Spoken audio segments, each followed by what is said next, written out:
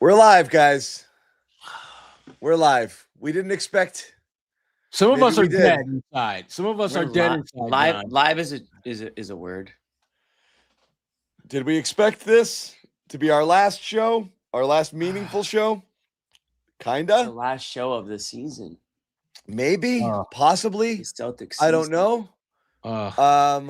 May what 2nd. I do know is, damn, I can say, and I think I speak for Jimmy and probably Sherrod and certainly Bobby. I hold off on this. But go on. We're feeling a lot of things. It's going to be hard to figure out in which order to say them. I know you guys are all feeling a lot of things. I know you guys are all feeling a lot of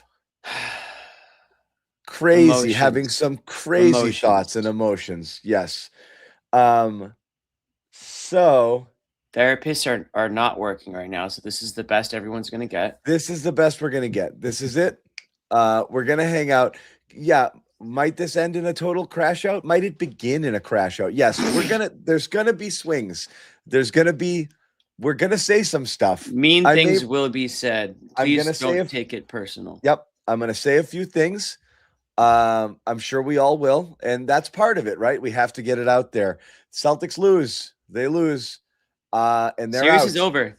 They didn't just lose, John. They lost being up 3-1. They did in the series against the Philadelphia Sixers team that has been your little brother for I don't know, and forever, multiple decades. Philly deserved every bit of this series win. There's nothing cheap. There's nothing fraudulent about it. They won the series clean. Fair and There's square. Something fraudulent about it, but it's not on the side you thought. Yeah, they played better. They played better than the Celtics, and honestly, they won it decisively. And it is what it is, and people will have their excuses, and people will have their cope, and that's fine. That's part of the process. It's not my process, so buckle up. Garden Report. Right now. Nice. Always has to be a shot at somebody. They're never clean. They have to run. That's the only shot they have. They do it for 82 games. We're about to find out. He already has shown what he's capable of. Did surprise me. I thought we were going to hang in there. This makes me think that we do need to be humble. I actually think you're the only one who deserved that beating. That opens. We are. Welcome in. Celtics go down. Joe Mazzulla's at the podium. The guys that can impact plays and whatnot. So thought it was great by the guys, and we came up short.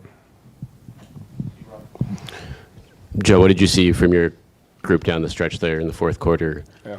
Obviously, you guys were right there for a long stretch, but the shots just stopped falling. Yeah, I mean that's just that simple. I mean, obviously, you take a look at it. There's plays that we could have done. Maybe defend without fouling a little bit better, not put them at the free throw line, things of that nature. But at the end of the day, I thought we competed like hell defensively, and I thought we had a couple great looks to take the lead or get there, and we just didn't make them. But credit to the guys being down in the second half and battling back to that. It's watching the guys just compete the way they did. It's important to me, and I appreciate that. As soon as it is to be asking this, what will you remember most fondly about this group and the season that they had? I think just who they are as competitors. I think that's it. And again, listen, this isn't, when you don't win a championship for the Celtics, there's always going to be, a level of we have to do better. But at the same time, regardless of what was going on, we came in with that type of mentality. I thought we came in with the championship mentality from the beginning of the year. And I thought the guys just put their head down and went to work. And, I'm grateful that I got to coach them. Jay and then Bobby. You guys fell behind by a lot and were sort of desperate trying to come back there. What did you see about them trying to turn it sort of into a war of wills? And what did you think that said about this team? In the second half? In the fourth quarter, yeah. Oh, yeah. No, again, I at no point during that game did I think we were going to lose it, just because of who they are as competitors and what they've done throughout the entire year. And, I thought we had 2-3 great looks, and we just didn't knock them down. But the result of that is not going to get in the way of who they are as competitors and what they've done, this game, but also what they did throughout the season. Joe, in the 4 games you lost in this series, you're below 30% from 3. Obviously, a lot of missed shots to close this game, close Game 5. Do you think you guys became too reliant on jump shots falling into this series here? No. And why do you feel that way? I thought we did a great job reading the 2-on-1s, taking what the defense gave us, and in the games we lost, the other team shot over 38% from three, and so you got to make shots. You have to be able to do that. Something we've done well, something we do well, and we just didn't. And I thought they did a good job throughout the the series, later games of making them. And so, love the looks that we got, love the process that we had, but hate the result. Hi, Joe. It's Julie. A lot of the things that were your strengths during the regular season, the offensive rebound and the second chance points, the points off turnovers, and the forcing turnovers, like Philly just seemed like they kind of clamped down towards the end of the series, just limiting offensive rebounds, not allowing second chance, just really being physical about not allowing offensive rebounds. I guess how much more difficult did it make them to solve as far as? Well, to kind of Bobby's point about those things you do to try to eliminate the variance, right, and have the variance go in your way by getting extra possessions, by making sure you don't turn it over. And so you want to be able to, when you're not being able to make shots, get those things through offensive rebounds. And so, it was a battle of the wills. And, today we had 10. I thought we could have got a couple extra ones, but I thought they did a good job taking that away. And when you do that, that's where you have to Bobby's question, you got to make shots. You have to be able to do that. And we got some great ones, and we just didn't make them. Yeah.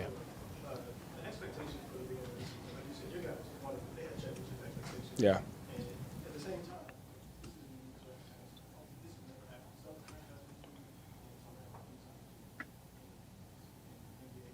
What part? What's it?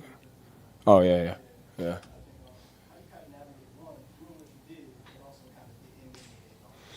That's a great question, and I think in a lot of times in the world today, it's an either-or society, but there's a duality to everything. And, the year we won, I felt just as empty as we did when we lost. And the duality of going after something bigger than yourself with a group of people is you're always going to have there's two sides to every coin, and you have to, when you go after greatness, you have to accept the other side of that. And too many times, it's all about winning, but you have to surrender to the idea of you're gonna when you're going after that, you're gonna fail. And we've failed by not winning, but we stick to the process of being able to do that. But I think that's just kind of the duality of how things work. It's not an either or thing. It's both and you feel both of those things. Joe, we talk about the missed shots, but obviously a lot of other things kind of transpired in this. So what changed between the playoffs and the regular season? Nothing really. What changed in the series was Joel Embiid came back, and they're a completely different team. Nice. And that's what changed in the series. And as far as the regular season and the playoffs, nothing changed. Facts. That's a coaching Joe, issue. this team was unique from the start, and that it felt like every night it was a different hero, a different guy breaking through and having like a career moment. When it came down to the playoffs, to the fourth quarter of tonight's game, to the starting lineup, was it hard to figure out how to push the right buttons, because all year you had 82 games to do that, but now you only have 7 games, and we can sit here and say, oh, Peyton looked great, Baylor looked great, this guy looked great, but there's only 5 guys can be on the court. How challenging was that to have truly 13 guys who contributed to winning all year? And it wasn't, and I think too many times pushing the right button gets linked to a positive result. And at the end of the day, it's about pushing the right button to process of put you in position to win, and that's always the goal. And the locker room, whoever's out there puts us in position to win and has a chance to win. And I think you just keep it. We've always kept it as that, Joe, was asking this team to regain the identity it had the first 60 games without Jayson, was that for a Game 7? Was that asking too much? No. I don't think so. I think, again, the regular season is about having a bunch of different identities, and I think that's kind of was the strength of ours. We played double big at points throughout the season. We played small. We changed the starting lineup. We went through just a bunch of different identities to prepare yourself to have to be able to go to different stuff. And tonight was just another opportunity to do that, and we developed a bunch of different identities throughout the year. And you saw a few of those, and one of those, the zone, and one of those things kind of gave us a shot tonight, and we just came up short. Will there be a review of how you got the style? If it's so blatant where you hit three-pointers, you win, and you miss three-pointers, you lose, can you live with that? Can you just continue to do that? We're always going to play to the strength of what our roster is, I think, is the best way to be able to do that, And again, if you take a look at the box score, they shot 39% from three. So I think going back to duality, it's always funny when, we lose games by shooting 26, but the other team shoots 39, and they're like, what are you going to do about it? It's like, well, the other team made 39. You know what I mean? So the duality of like, you got to make them. They shot 40% from the game. We shot 26. But we're always going to play to the style of the strengths of the roster that we have and whatever that looks like. If we go out and get 5 big men that can post, we'll post it every single time. We go out and get a bunch of guys that do whatever they do. We'll do whatever we got to do to win. Thank you, Joe. Thanks. That's it, guys.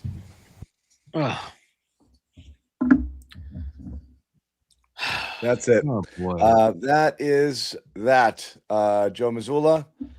Not a lot of Tatum stuff on that, and I'd love to hear a little bit more Tatum stuff there, but not a lot about what you mean injury-based stuff. That's kind of what happened there. It just sort of happened, right? Oh God, Jimmy, you did so much math here. Are you positive this adds up to 100? I spent the whole interview. I spent the whole interview adding it up. So yes. All right, we got a lot of people in this room here, and again, I want to hear from a lot of you. There's a lot of super chats. We're going to get to those as well, and we've got a lot of things to say. And I want to see your comments because I just want to see. I want to know what people feel here because there's so much to talk about.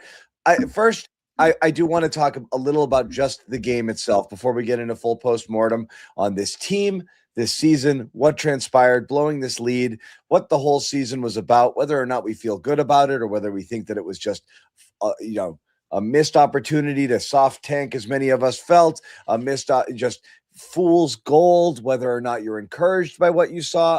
I think a lot of people feel a lot of different things. I really do want to hear and see all of it here. And again, I'm not saying one is any more valid than the other. I think everyone's a little bit all over the place here. So there's a lot to process. Let's just spend a teeny bit of time on the game. Joe is not wrong in this sense. They had many opportunities to win this game late. That Pritchard 3 from the corner has to go down. Brown missed 3. Yeah. Jaylen had a great look, has to go down. Jaylen got away with a vicious push off on Maxey. Yeah, he did. And then he gets a clean jumper. That has to go down. Okay. White had a good look. Got to go down. Sure. They missed a ton, especially down the stretch. They were missing them all game long. Some of those misses were also, the guys you just don't expect to make shots. Baylor takes a wild 3. Ugo, wide open, couple. They don't go down because he's Ugo. Walsh, in the few minutes he played, a couple wide open ones that don't go down. Well, that's Walsh. Garza's don't go down. That's him too. That's a problem, okay? You might have been getting some of those things from these guys throughout the season. You weren't here. At the end, you really needed your start. You needed your stars to hit stuff, and they didn't hit it. And that's that. And Joe's not wrong. It was bad. It was a bad shooting night, and they couldn't afford that. They needed a shooting variance win tonight, especially with Tatum out, and they didn't get it. But the thing is, John, even with that being said, and they didn't shoot the ball well, but damn it, they needed basically 2 or 3 more shots to go down, and they win this game. And to me, or maybe not to start the starting lineup they started and not go down early like they did, but that's a different story. Yeah. There's a legitimate argument that this was not the best starting 5. But the one thing I will say that Joe did in this game is he coached with a sense of urgency. This might have been the first game in a long time where you could actually feel that he was like, please, we got to find a way to win this game. And you felt that urgency. I thought the use of the zone was super effective. To be candid with you, wish you would have stuck with it longer because I thought it really did exactly what it was supposed to do. It forced Philadelphia to get away from the comfort that they were having with Joel just beast moding everyone and anyone. The thing that when I think about this game that I'm going to probably take away more than anything else is that we finally saw Derrick White actually look like Derrick White. And it was like this entire series. It was too little too late. Hear me out, Jimmy. It was too little too late. And it seems like that was kind of a recurring theme throughout this series. It was too little too late. They started to do some positive things, but it wasn't done in enough time for it to actually matter and get on to the next round. And that to me, again, that's this game 7 was symbolic of just how they've been this series. They did some really good things, but it wasn't enough, and it wasn't done in enough time for them to get out of this thing and go on. So, yeah, and for what it's worth, for all of that White stuff that felt better than it felt before, because, again, he got off to a better start. He finished 9 of 26. Yeah. 5 of 16 from 3. It was still a shit shooting game from White. Okay. Great It first half. was. Yeah. It was. And, Joe tried what he tried. That's so but low. I mean, I know. I mean, it's a guard. In the second half, he was terrible again. So you needed more. You needed more. Jaylen, fine, 12 from 27, hit some tough contested shots, but again, just forced a lot. White jacked up 26 shots tonight. That's where they were without Tatum here. Pritchard did his part, 5 of 13. You would have maybe liked to see him try to get free and shoot a few more, but there wasn't a lot of space for him to operate. I mean, you had a monster game from Queta. Queta had been shit all season long. You had a great game from Hauser. So as bad as it was, I don't want to hear all the make miss stuff. Because again, if you go between Garza, Harper, Shireman, Ugo, and Walsh, those guys alone were 0 for 11 from 3. Okay. So the rest of your team that you normally are used to playing was 13 from 38, which is normal. So I'm not saying you expect all of those guys to miss every open shot because they hit them during the year, but also come on, that's you're relying on these guys who in a game 7 with limited experience or limited big game experience, and then saying, well, we missed shots. Well, maybe they wanted you to take those shots, and maybe you missed the shots that the other team willed you to take. So I don't necessarily want to hear, that it was just a make miss sort of game. To an extent it was, but ultimately your guys weren't ready for primetime. Theirs were. I'm sorry. That's it. Yeah, I have a few things. I don't even know where to start. Go. I don't know where to. I haven't even begun what I want to say. I'm not even close. I'm going to keep it to the game right now, right? I'm staying on the game, yes. So the first thing I'll say about the game is the first thing that I had a problem with before the game even started. And that was, 20 minutes before the game started, we get the starting lineups. I don't know when it was, but we get a starting lineup, John, in game 7 that has never played a second of basketball together. That was the starting lineup that Joe Mazzulla went with. And I understand that Jayson Tatum missed the game and put that aside. And I know that he had to make a decision there and I think we all thought Shireman was going to go in. But to then start Harper Jr. and to then start Garza, and no offense to those guys, they've played their roles this year when called upon. Neither one of those players, especially at this point in their careers, are game 7 NBA starters. And we said this last game. It's too late now to go crazy and to try things. You don't do that in a game 7. You do that in a game 5 or midway through a game. You mess around with stuff before it's a do or die situation. We literally said that on the last show. And not this only is a crazy stat. First team in NBA history to have 3 starters not score. It's a crazy stat. And it's the 3 starters that shouldn't have been starting and have never wouldn't have been starting. That's how bad this decision was by Joe Mazzulla to start these 3 players. A lineup that's never played together before, and not a single player scored in the game. And I understand that he didn't go back to Harper really at all, and Garza didn't score. And Shireman, I can't figure that one out. Shout out PrizePicks, but that blew my prediction out of the water with Shireman being a goose egg tonight. I thought he was going to have a much bigger effect on this game. He needed to. In my defense, I did say the Celtics are going to win. If the Celtics are going to win, Shireman's going to be a big part of it.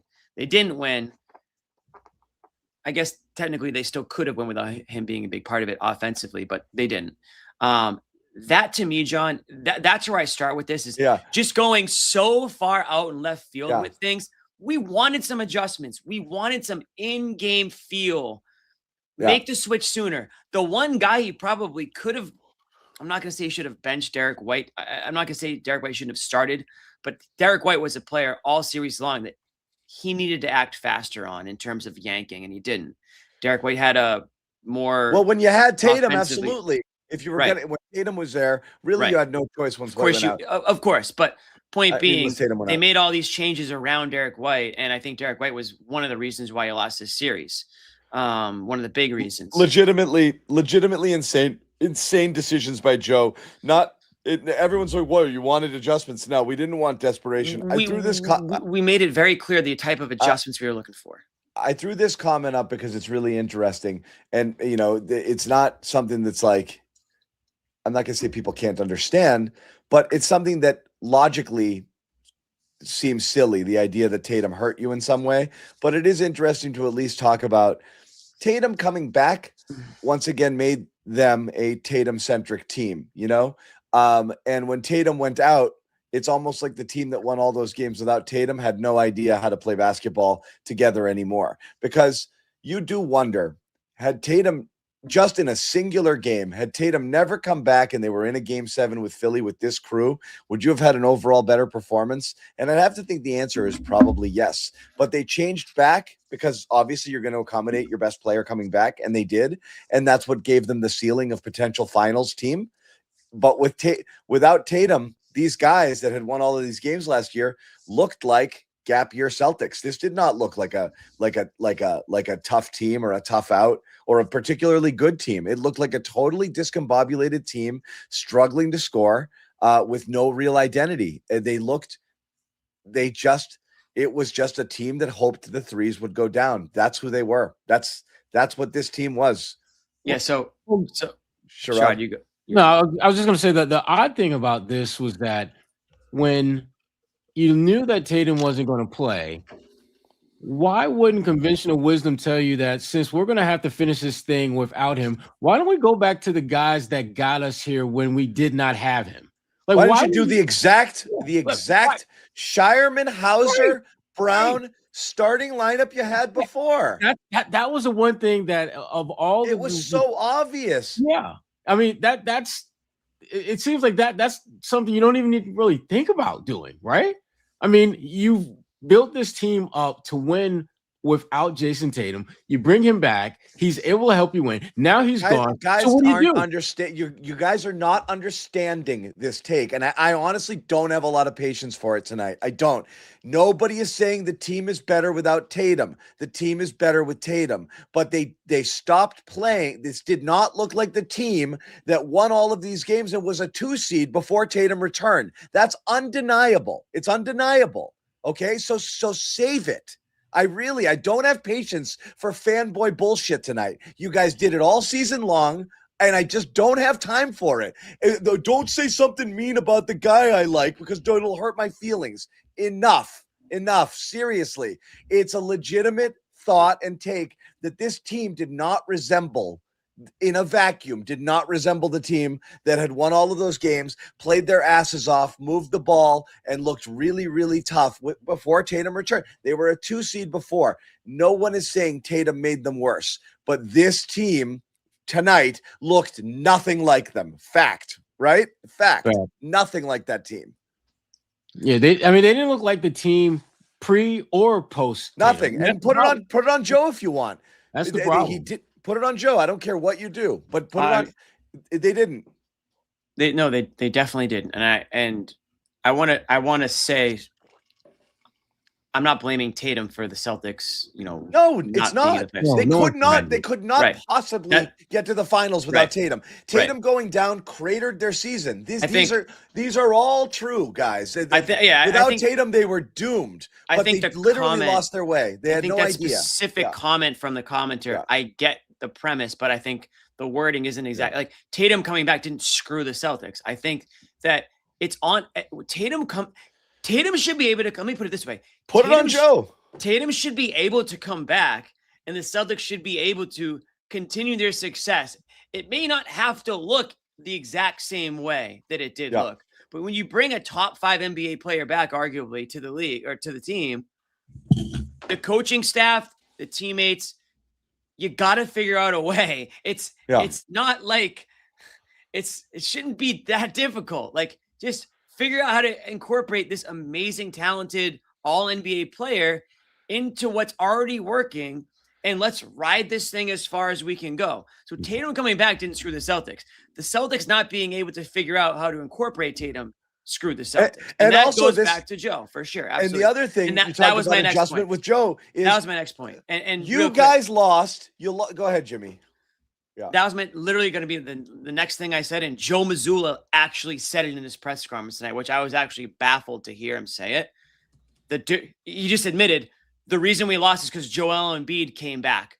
Okay, so really? So Jimmy, I know where you're going with this. whose responsibility is it to deal with that? Exactly. Well, Joel Embiid wasn't supposed to be out in this series. He got an emergency appendectomy surgery out of left field, completely out of the blue.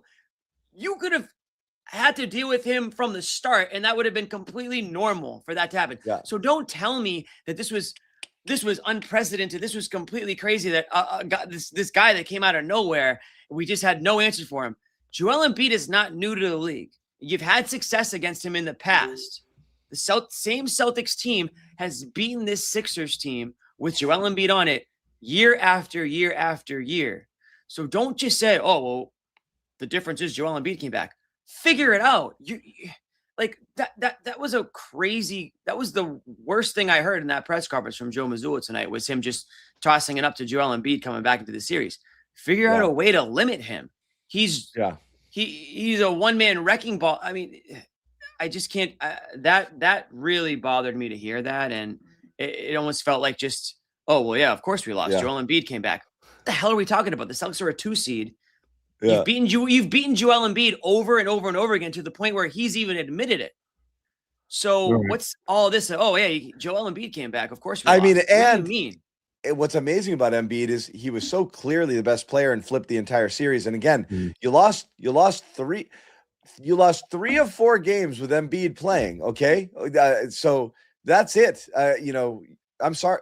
He came. You won that first game that he came back where things were rocky. He missed a lot of shots. They tried to run everything through him, threw them all out of whack. Took him 1 game to adjust to having Embiid back in the fold. They tried to make him the focal point. Maxey wasn't doing as many things he was doing. Resulted in a really ugly game. Ended up being the Celtics' best game. Celtics fans got cocky. It's all over. Embiid's making them worse. 3-1. Let's go. Let's go. Let's go. They smoked you the rest of the way. They smoked you. I mean, that was it. 2-1 without Embiid, 3-1, the rest of the way. It absolutely lit you up. And the idea that it doesn't matter, I mean, give me a break. And Joe just said it there. What changed? Embiid changed. No shit, it changed. But honestly, you played 6 games. You played 6 games with Tatum, okay? They played 4 with Embiid. So I'm not going to listen to those excuses either. They flat out beat you. How can the Sixers figure out a way? The Sixers with Embiid were better than the Celtics the full Sixers were better than the full Celtics, full stop. There's no denying that. There's no denying it. And that's what people thought at the beginning of the year was going to be the case too. We could do. There's some we have brought in, I'm very thrilled to say there's about 3,400 people in the chat. There's some dumbass people in here right now, but that's okay. We just want the stats. I don't recognize you. You're first timers, so that's fine. I just want the stats. I can't even keep up with the chat right now. I can't even keep up. I feel bad for our regulars getting mushed by some of these morons, but that's all right. Anyway, go ahead. No, we love all walks of life. No, I don't love everybody. And honestly, I'm friggin' pissed and I'm spoiling for a fight. So bring it. I don't give a shit. We're gonna get to a few more things, and we're gonna get to a crap ton. That's an OG. If somebody says facts, my dog, I know they've been in it for a while. We're gonna get to a shit ton of super chats, and I gotta thank people in advance right now for this throwing is our last down. super chat show of the year, which is tough for my summer plans, I guess. What? Yeah, that's tough. Kind of banking on some of that money. You're gonna have to gig a little bit more. missing out on a few super chats for the rest of the summer here. Yeah, I'm gonna have to do more Patriot stuff and start begging people over there. Get the strumming, Jimmy. Get the strumming. Yeah, if anyone needs a gig, Jimmy Tunes on Instagram. Yeah, Jimmy Tunes, baby. Anyway, you know how this thing goes. Prize picks, and again, Celtics might be out, but this is the wrong one, man.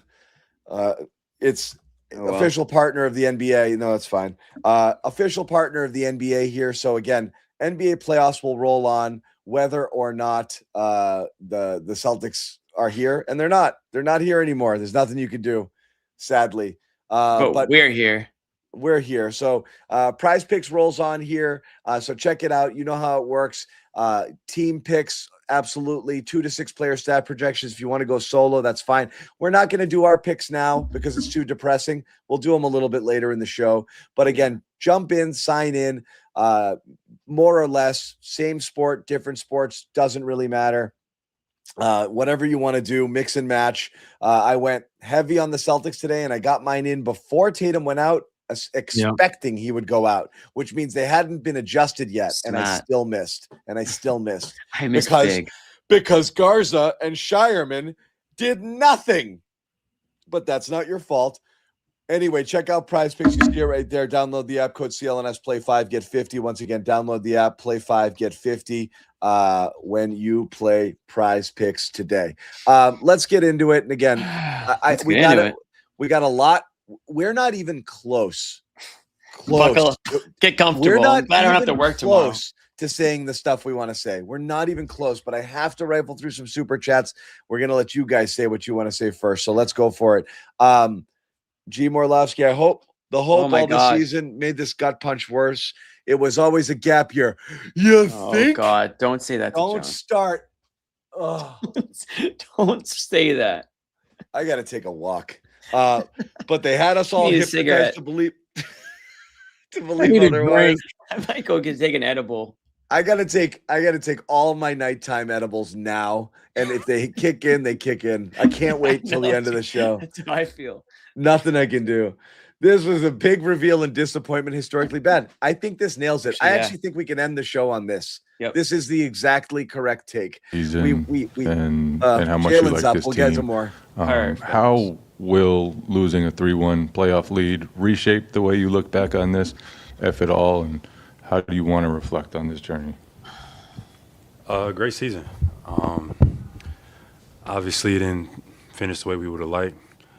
I give credit to Philadelphia. I watched them get better as the playoffs went on, but just from our guys to come out for Game 7 and play with that level of intensity, play with that level of trust, that's the style that, we felt like we've been doing all year, and I loved it. It was a pleasure. Each and every one of those guys I've watched develop, get better, and step up in big moments and help us win games. Tonight we came up a little bit short. The fourth quarter we had some great looks that I wish would have went down, but nothing to hang my head over. Nothing for our team to hang our head over. Jaylen, you guys didn't score. You scored 100 or fewer points in 4 of the 7 games in this series. I know the shots have to fall for the points to be on the board, but was there something about your guys' offense that wasn't able to play the same way as the regular season? Like, what did you see that led to some of those offensive struggles outside of just the missed shots? Say that again. So we said 4 games out of 5. Well, 4 out of 7, you guys were at 100 points or fewer. And like I said, the shots have to go in, and you guys missed some open looks. But These outside of questions that, are like was there something backdoor about cuts for him. the way they were defending you, or your guys' offensive process that you think didn't match what it was? This is the playoffs. They're a good offensive team. It's not the regular season, and we had to adjust throughout the series, and stuff like that, and different lineups, different adjustments, and it just didn't go our way. But the style we played tonight, I think that, that's a great style. How we just played fast and freer. I think we played a little bit more pace than we had in the previous games. And, I felt great about how our team responded. Obviously down one of our best player, our, superstar, Jayson Tatum wasn't there, which could have helped. But I'm proud of my team. Jaylen, how do you define success and failure? Like, do you view any season that falls short of a title as a failure? Peyton was talking about how he looked at it as a stepping stone to the next title, and that's kind of how the paradigm through which he views things. Like, how do you look at this type of postseason? I mean, it's hard to reflect on it just right now because it's so fresh in the moment. But, obviously this organization is used to playing later into the season. I think this is my first time, having a first-round exit. But this season, he's not counting the one where he didn't play. That's not on him. We came out and we rose to meet that level of uncertainty with this group. That one's not on me. There's nothing more I could ask for. I wasn't there. Well, hey, great time with my teammates. Those guys lost. We played hard. I feel like we left it all out there tonight, and we came up short. Jaylen, you guys had opportunities throughout this series to kind of close it out. knowing that this is there are going to be changes to the roster. Is there any feeling of like regret or anything like that you guys had, missed an opportunity to extend this and continue playing with these guys? No feelings of regret whatsoever. Obviously, we would have liked to close it out and win in 5 games or win in 6 games, but Philadelphia is a good basketball team, and they've gotten better since the regular season. Embiid is playing at a high level, and it's the playoffs. We knew it was going to be a fight, and we didn't expect nothing less. Nothing to hang our head over. I got no regrets. I don't think my teammates should have any regrets. We had good games. We had bad games. That's the storyline, and we had an opportunity to win tonight, and we just came up short. Jaylen, when did you find out about Jayson being able to have to sit out tonight? And obviously, you guys started made pretty big radical change with the starting lineup. Group hadn't played all season together. How did that kind of go from your vantage point? I found out probably like 45 minutes before the game. They need a fucking group chat then. But mindset was the same. And then Joe tonight also threw a lot of. Obviously, he was mixing and matching a lot. You talked about the pace you guys played of playing small a lot.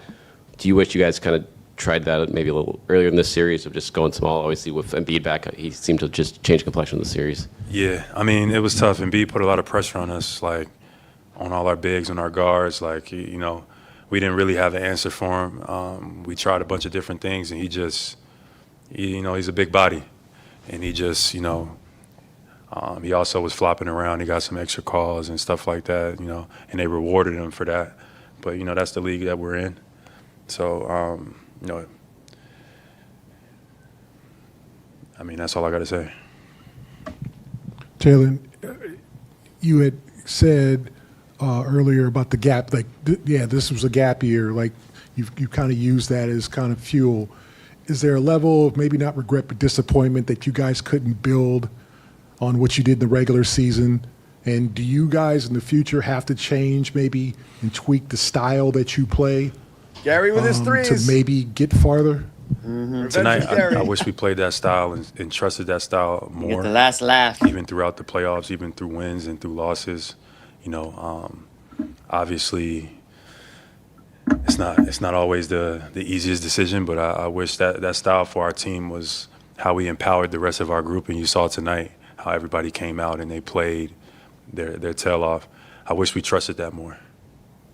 And in terms of just the future, does this motivate when you get a healthy Jayson back after obviously 4 or 5 now months off? You're gonna get into the lab. Is it tough to think about next year, or are you? Yeah, I mean it's tough to think about next year, next season. I got emotions from just tonight. Overall, I feel like I said before, it was a great season. I think I'm proud of my teammates and just their growth from, guys of, coming from different organizations or guys who haven't really played a lot or who stepped up big in these playoffs and who stepped up big in the regular season and helped us get to the position that we're at. That's what it's about, man. I'm so grateful to be with this group. This group was awesome. I had a fun year. This is probably one of my most fun years playing basketball. It wasn't always perfect. It wasn't always analytically, aesthetically pleasing. But we won a lot of basketball games, and people could see the grit and the fight that we play with every single night. And tonight was an example of that. We left it all out there. We played 5 small guys. We played a rookie. We played whatever, and we scrapped all the way to the end. Just came up a few plays short. Julian, I'm back here from the Globe. I was just curious. I was going to ask about just the mindset shift from playing without Jayson for so much of the season, then playing with him, and then playing a very important game without him. But then you say you only found out 45 minutes before the game. So I was like, man, that's not even enough. That's not a whole lot of time to prepare. Maybe it was like an hour. Like an hour. But yeah, I guess how did you prepare for that? And just finding out 45 minutes, and was it kind of jarring, to not have that much lead time? So I'm not sure if it was still like.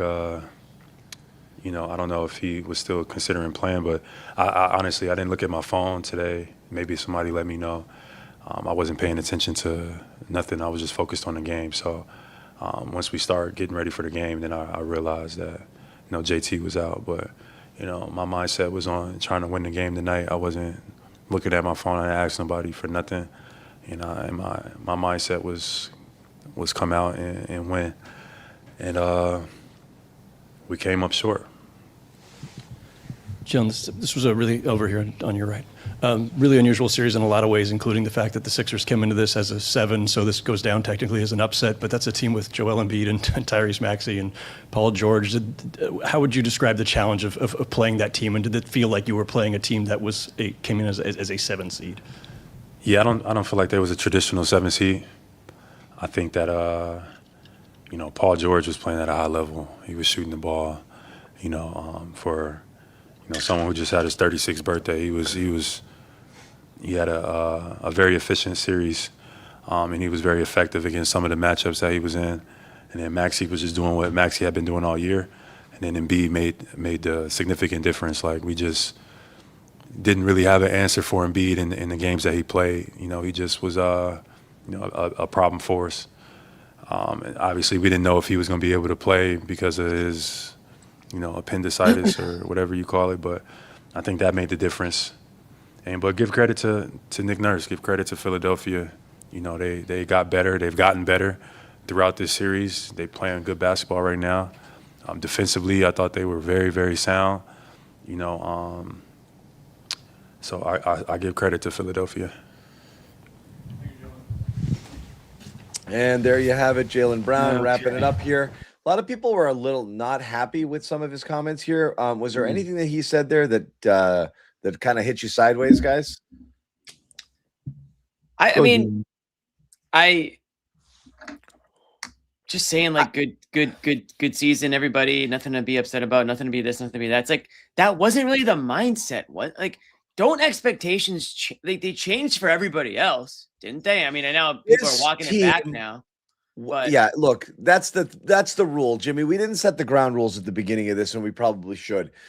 No one gets to do that. Okay, nobody gets to say. Everyone is, though. You don't get to say it was a gap year anyway. And honestly, they were lucky to win with this roster, and they knew what they were doing, and they didn't go all in. And this was a year to reset the tax. Shut up.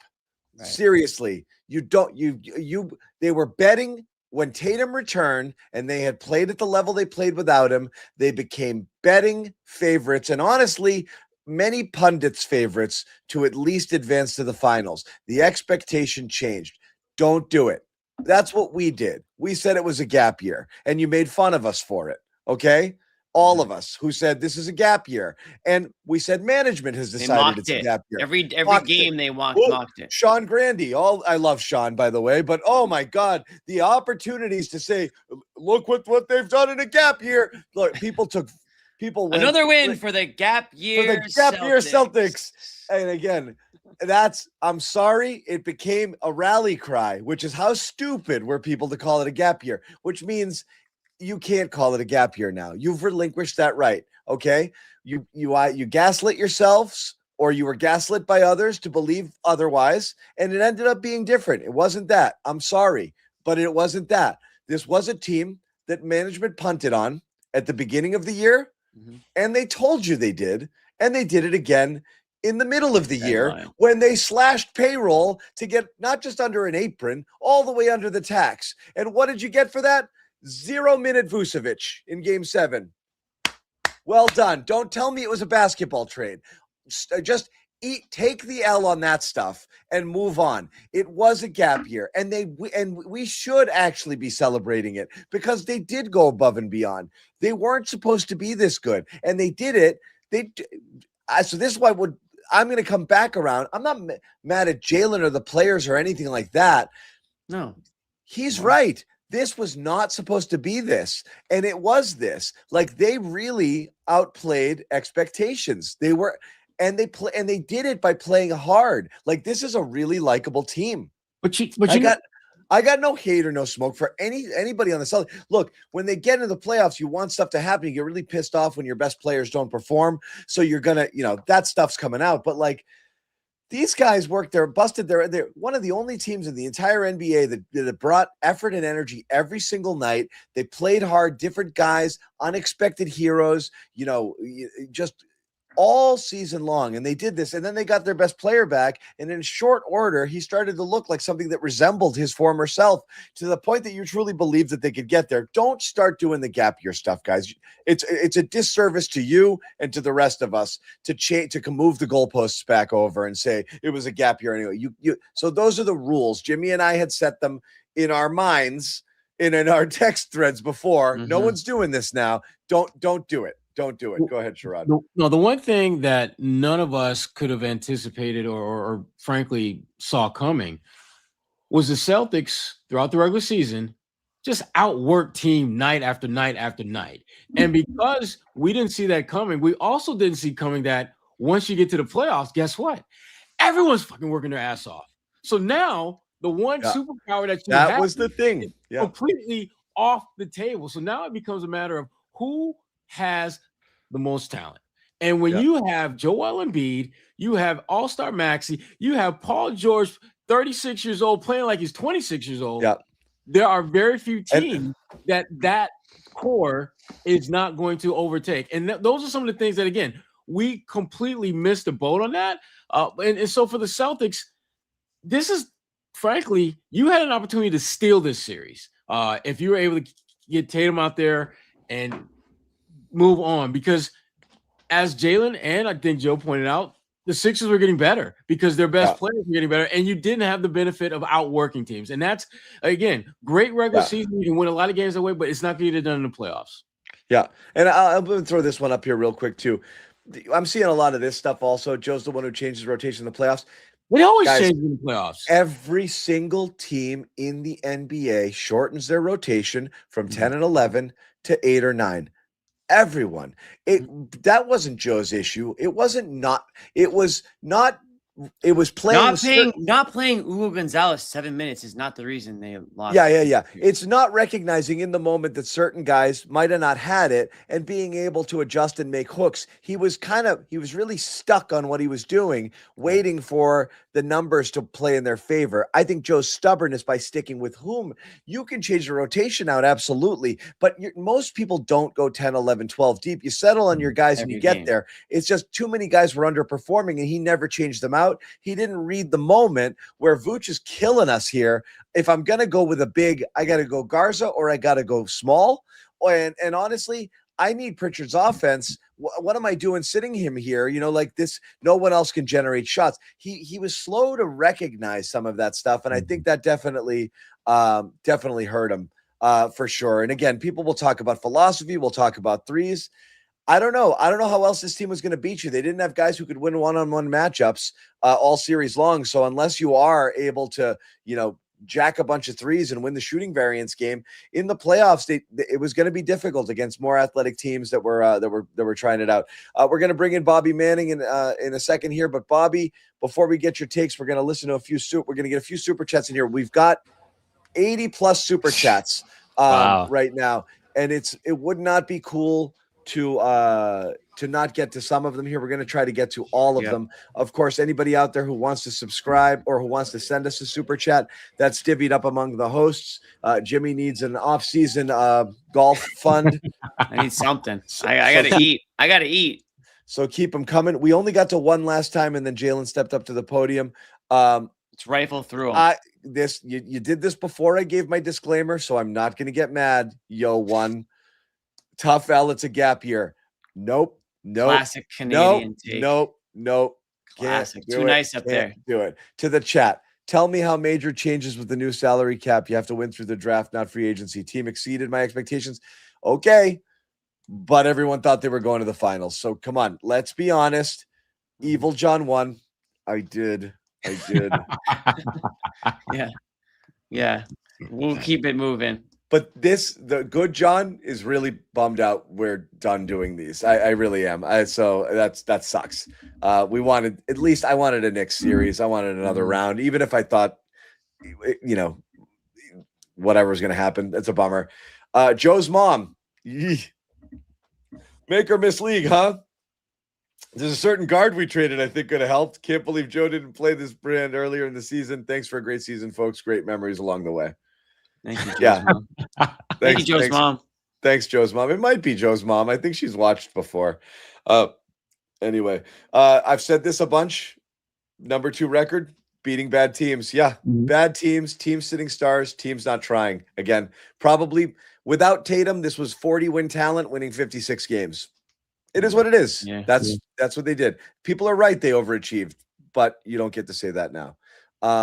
Say the things, Joe. Say all the things. I can take it. Sure thing. Should have just tanked, Jimmy. Yeah, no easy way to improve the team. That's There a fact. is There is no easy way. Everyone's like, in the offseason, Brad's gonna what? Nada. Find the next Garza who's going to give you 0 points. It's not only been a gap Bobby? year. It's a 2-year gap year. It's a Bobby 2 should be gap year. smiling right now. I hope there's a grin on his ear to ear. Anyways, keep going, John. Oh yeah, Bobby got what he wanted. An entertaining season. I'm gonna throw this Bobby one up. should be smiling ear It's to a big ear. one. E flat. Post due payment for years of providing us a place to vent or celebrate. Thanks, guys. Have a great summer. Thank you very Thanks. much. E flat. Appreciate you. Wow, $100. Thank you. Wow. Very, Thank you. very nice. Very nice. A couple more here, and then we're gonna get Bobby's take That was here. great. And Noah's also jumping on. We're gonna be nice. We're gonna be nice, and then when Noah leaves, I'm gonna be really, really mean about stuff. Bobby left. Fair. All right, Bobby Noah's can't coming do on. it. Bobby Joe's can't do it. rotations have to be studied to save future humanity from Coach Harrigan's syndrome. Well done. Well done. I like that one. If you suffer from CAS, You can see the information. Oh my god. I like that one. Yeah. That's pretty good. This was supposed to be okay. Next. Another Next. Canadian. I'm telling you, they're too nice up there. Steven. Too nice up there. It's fine. Gary, too many threes. Get him, Yep. Gary. Get him, Gary. 7 minutes, down by 1. Clink, clank, Yeah, 3. Look, dude, that was I don't know how. shades of game. Yeah. What game? I don't 5, know how fourth else we were quarter. getting buckets, guys. I'm not kidding. Look, we'll get into all of this stuff. A lot of it's reactionary Wow. right now. White, Brown, Mazzulla all have to go.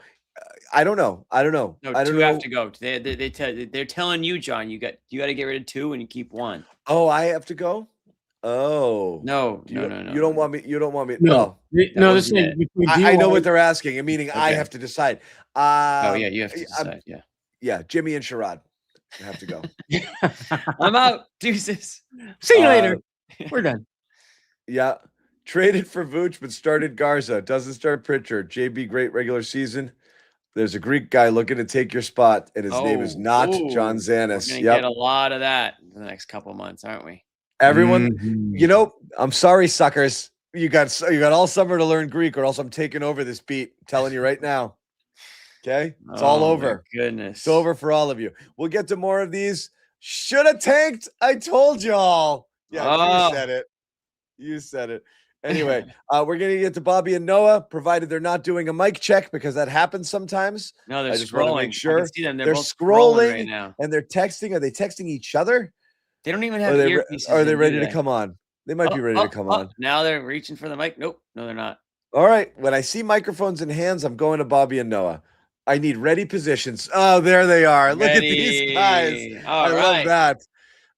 This all is right. live, guys. Just a reminder. This is live, and I'm going to do the portion of the show where I say nothing, and I'm just going to let you guys talk. Let So the you guys, experts talk. let's start with just tonight before we get into kind of a more global look about the series and the season in general. But guys, just your thoughts on how things went tonight from the absolutely mind-boggling starting lineup to just the way that it transpired late in the game with multiple chances to potentially win and not able to hit the shots when it mattered, and everything that transpired in between. What really stood out to you guys just about tonight's Game 7? No, is that no mic, Bobby? Yep. Yeah, No sound, guys, Bobby. we have a nothing, no sound. We're So double we'll get- no mic. Coming we'll in get to you- real hot. We'll get to you in a second when we have it. Sam Cassell ? Has been What a lot of about that. him? What about him? You know what that means. You know what that means. I don't actually.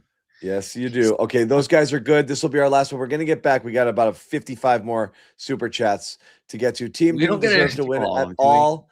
Jackson W. Team didn't deserve to win at all, but missed the post-game show. Thanks for a great season. Thank you, guys, honestly. Hey, we're not done doing shows, everybody. We're not done. We're not done. Maybe they won't be posted. Last one here. F that 98 90 Jamaican boy, 98-90 side, down one on a fast break. Queta crashed to the paint by himself for easy layup or foul. You dished to the 3 for a contested shot. Philosophical malpractice. Get Joe out. Okay. I'm not going to do that. And we lost Bobby and Noah again. Disconnected. So I'm going to roll on with a few more of these guys. Tell you what. I think Noah knows what's coming, and she's pulling the plug behind the scenes. Noah just went abort mission. Noah's just like kick, and that one's out. John, who played better today, Simons or Vooch? Zing. Oh damn! Oh, ouch! That's a tough one. Damn. That's a tough one. Damn. Throw this one up here. SD2OC. Sponger. They were in earlier. Horrible end to a great season. Appreciate you all, though. Thanks for making it fun. John could just call me SD. We'll lead with that because I went through it all. Yeah, not going to make him say my name again. SD. Well, he just did. I just did, SD. Sponger. Damn it, Sponger. Thank you, though. $20. Appreciate that. Yeah. Thank you very much. And again, we get Bobby Noah back in a minute. Oh, we laughed. This is like a maniacal laugh, isn't it? This is like a John's devil laugh. That's all I can say. Ha ha ha. Mazzulla, regular season coach tonight, proved it. Absolutely. Peter, donate, no comment. That's fine. Yeah, that's fine. Same thing let's here. Let's not post those ones. Those people. No, it's fine. We just want to say. I just want to say thanks to Peru as well and Peter. We thanks. appreciate it. I'm still posting it. Take some accountability, Joe. You know, I don't know. I don't know. Joe did confirm emptiness tonight. All right, we're gonna try this again. There was a little emptiness. We're gonna head back, guys. Same question back to you. We're back. You got us? What was the question? I don't even remember it. What stood out tonight? And I mean, there's a million different things. Tell but me everything. Just pour it out. The biggest takeaway from the series to me is the missed shots. And I think that was my biggest concern coming out of the regular season is their reliance on jump shooting.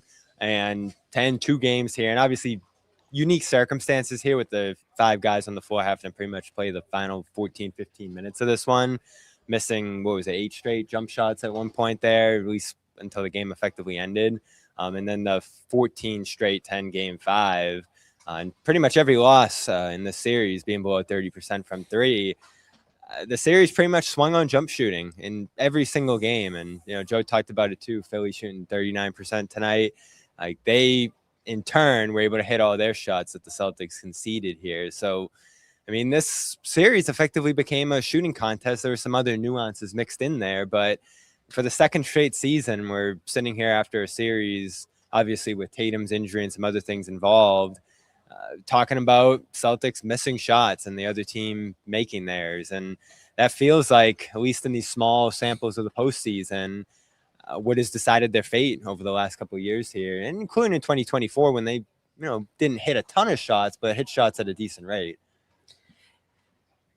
That wasn't really my takeaway from why they lost the series, honestly, because the way I interpreted the shooting discrepancy is that one team, Philly made their shots and, that's why they're here, but that's always going to be the case, right? You could be sitting here saying the same thing about Philadelphia, like, oh, they made their shots, right? Like they relied on threes too. They relied on the jumpers and they fell at a higher clip. But to me, the thing that made this team work all year was never the shooting, right? It was not like they were this 3-point shot juggernaut that like previous iterations of this team were.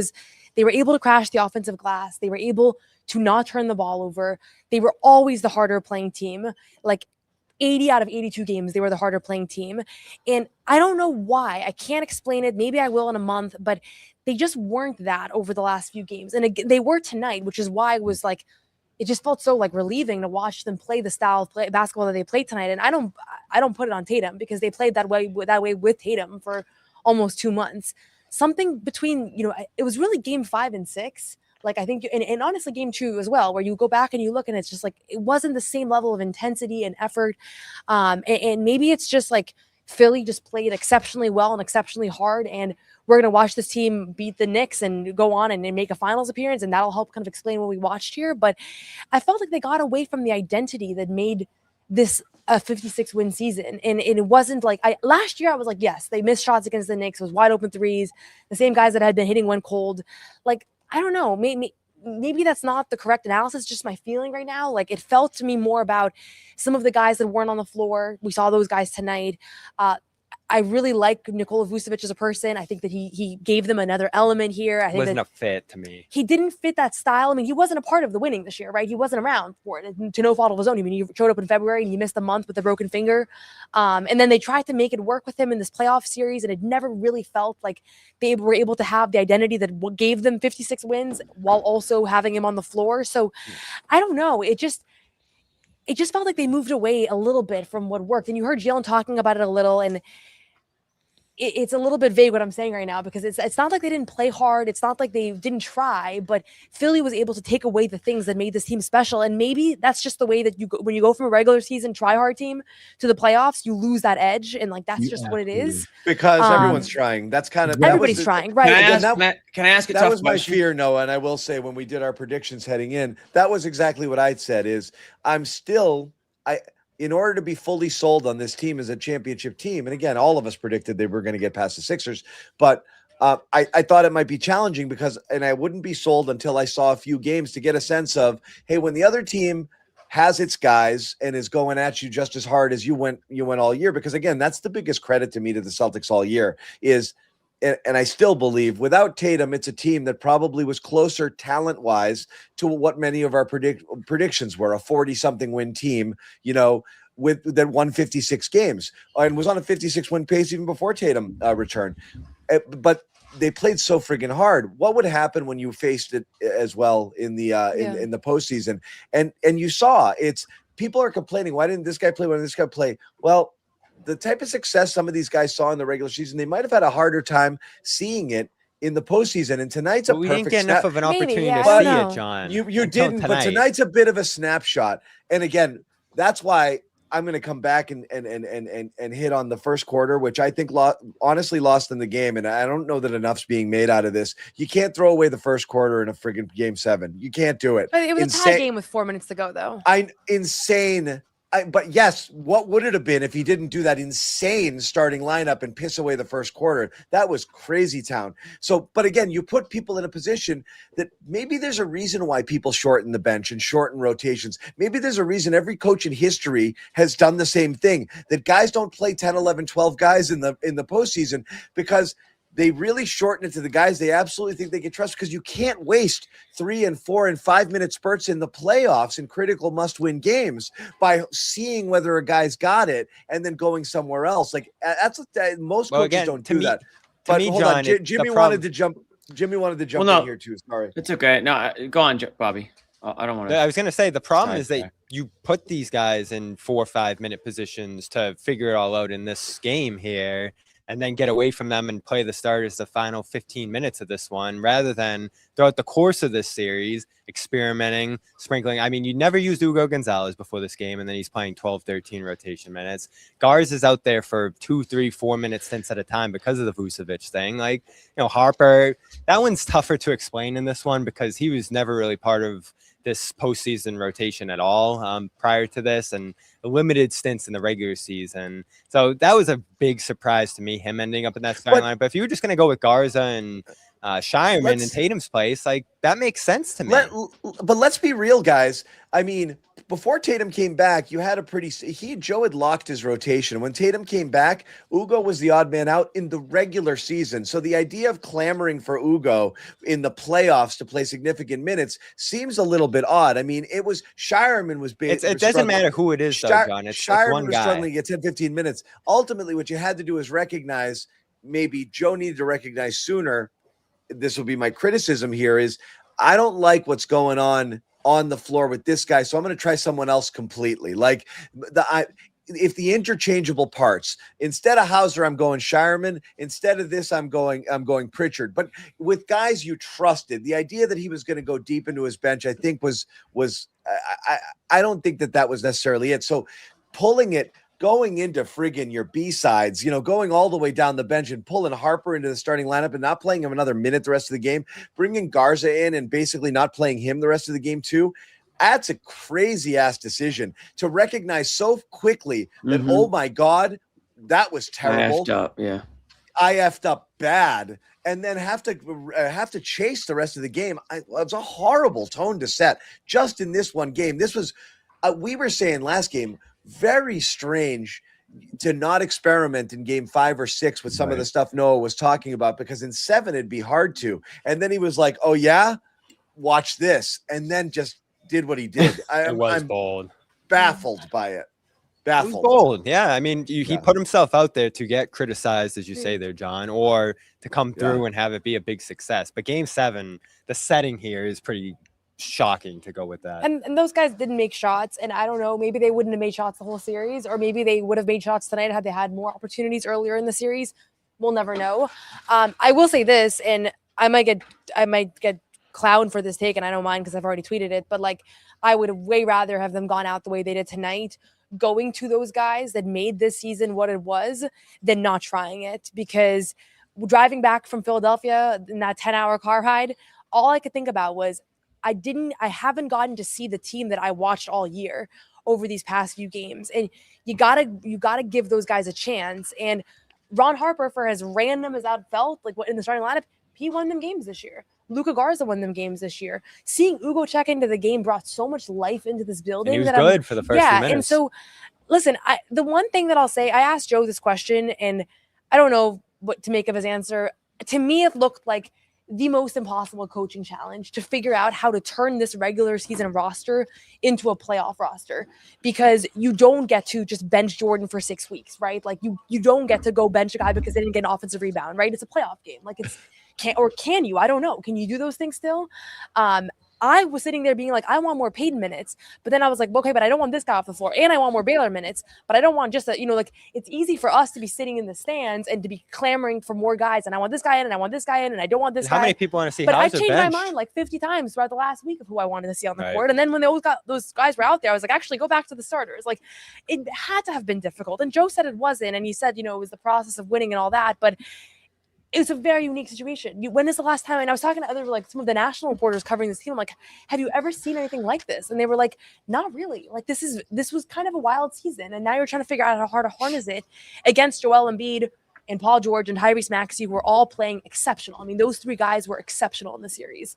Yeah. So that's, you're figuring all this out in the first round against a team that I think has a real chance to make a deep run here. At the core of it all, the easiest way to diagnose what happened here is the Sixers' best players played better than the Celtics' best players. Yeah, that's it. Facts. I mean, they did, and that goes beyond the big 2. That goes into Paul George turning back the clock and honestly outplay performance. I mean, an incredible player, but you're not expecting this from him because, again, he'd been hurt and you just haven't really seen it. He just turned 36. And then Edgecombe having 2, couple really big games. The whole roster, John. Awesome. It's not just the guys at the top. I mean, you go down to Oubre. I mean, Oubre had some huge plays for the Sixers in this series. Yeah. No, they played awesome. And a championship coach stepped up as well. I look at that's the most impressed I've been with any team the Celtics have played in my 3 years covering the team. And that includes the Knicks that eliminated them last year, and that includes everybody they faced en route to the title. Like, they maximized what they had over there. I'm gonna be really curious to see how they pan out, and maybe they'll get swept by the Knicks, and this will sound really stupid, but that's how I felt. I mean, like, Joel Embiid was awesome. Like, they really were. They had no answer for him until late. I like the little zone thing they did. I like the small ball too. Yeah. Listen, I think Joe said that Embiid's return changed the series. Like, that was obviously a major factor. So, like, there's some frustration there on my end of, like, the messaging going into that. And it definitely looked like over the last couple of games here, they didn't have a great answer for him, or certainly adjustments in game 5 as he was smoking them late. Like, it's not about tonight. I felt like they lost the series in game 5 when they were in a great position. They were up 13, squandered it, missed 14 straight shots down the stretch and had to go back to Philly and got destroyed. Like, you're up 3-1 in a series. The Boston Celtics have never done that before, squandering a 3-1 series lead. So obviously some things we thought were great about this team in the regular season didn't translate. Things went sideways in terms of their rotations and the Tatum injury and everything else that happened here. But again, up 13, like it feels like last year again, up 20 in those games 1 and 2. You're in such a great position here. And I know it's not a guarantee if you're in those spots that you're going to win, but you really would love to take advantage of that. And, you know, that game 5 is going to haunt them for a while here in my mind. I had a question for you, Bobby. Go ahead, Jimmy.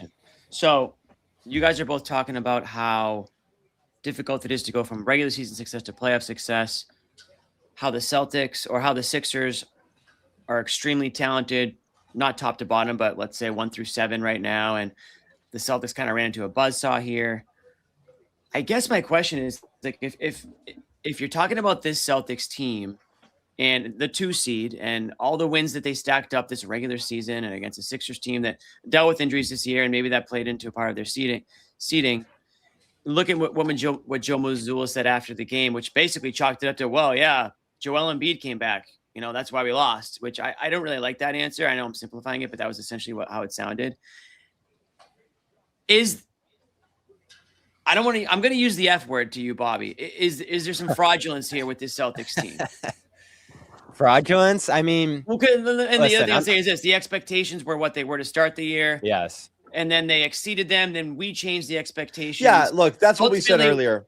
Ultimately, that's going to be the whole debate over the next 24 hours. Were they just ultimately who we thought they were the whole time, or did they collapse? Like, what is it with? Or they had a good version of themselves and a bad version of themselves, and we saw both in the series. But no, just to amplify what Jimmy said, because we said it earlier in the show, Celtics played 6 games with Tatum. Okay, the Sixers played 4 games with Embiid. So when the Celtics had a full roster against Philly for more of the series than Philly did. So them to just say like, well, Embiid came back and they played really well.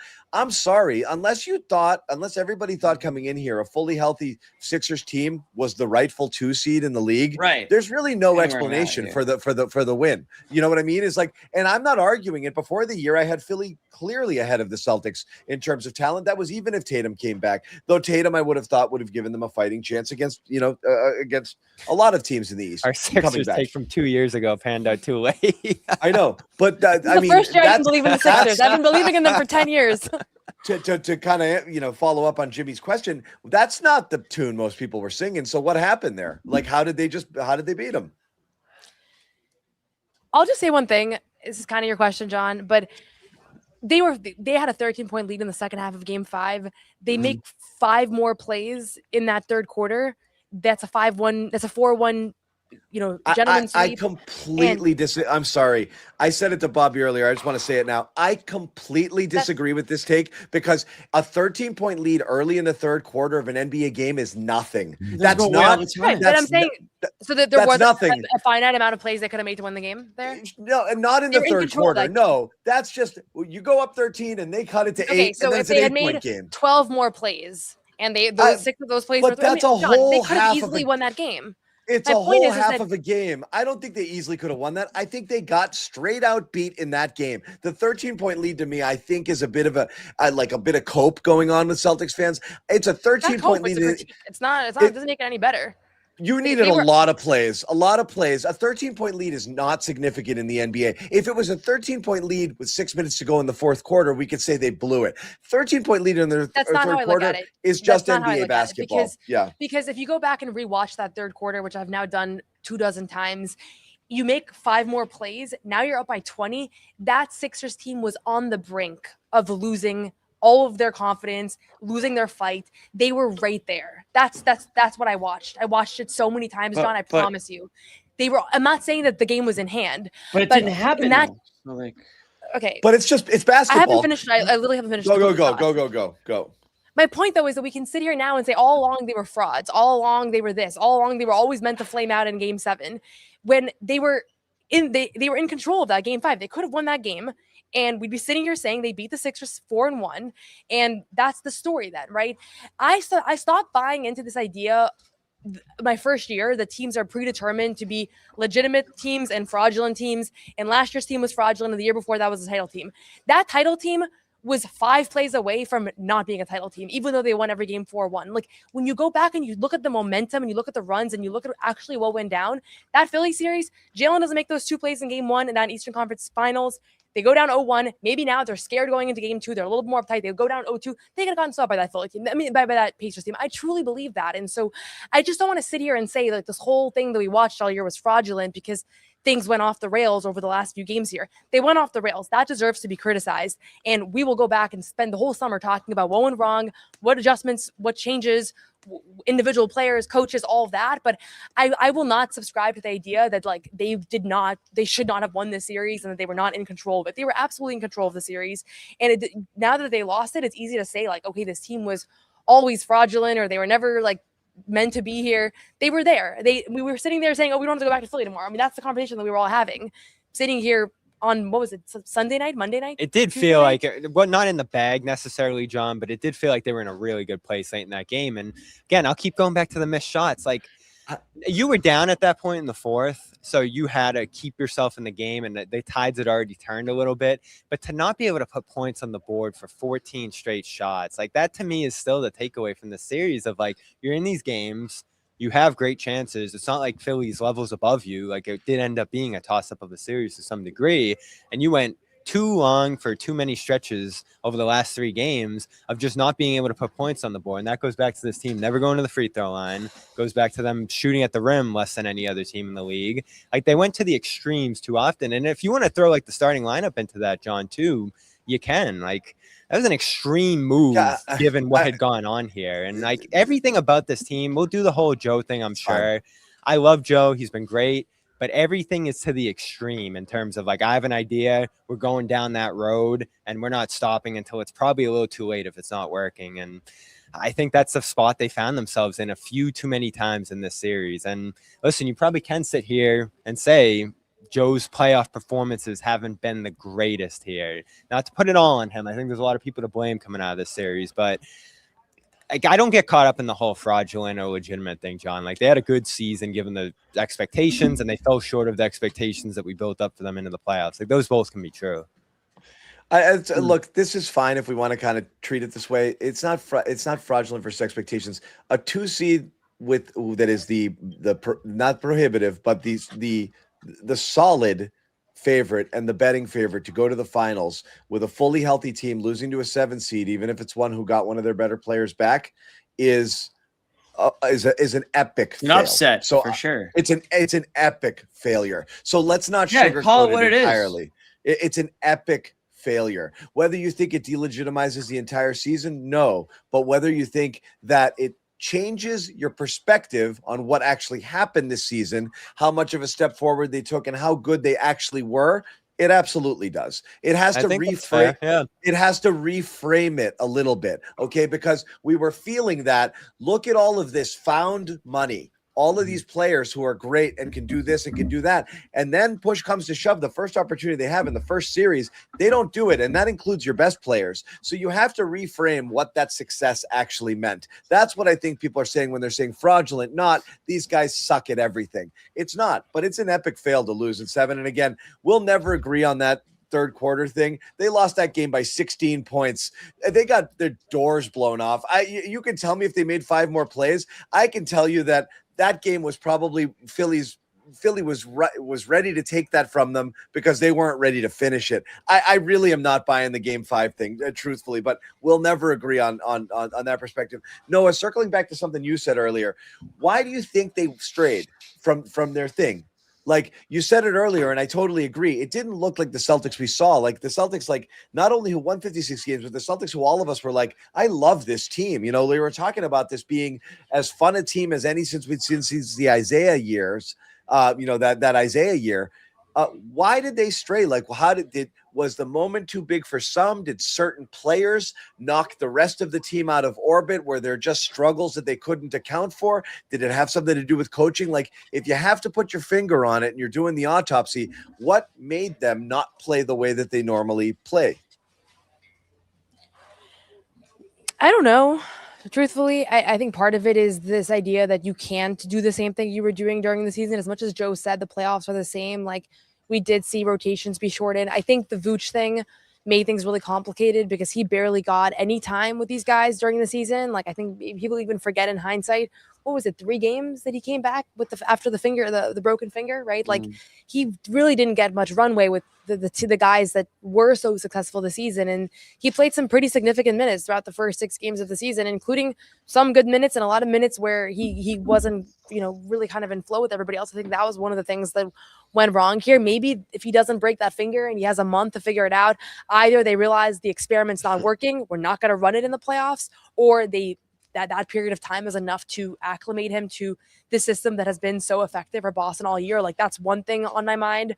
And then the other thing is just like, at the end of the day, the lineups that had Jordan and Baylor or Baylor and Ugo, like those weird kind of combo lineups were so effective all year.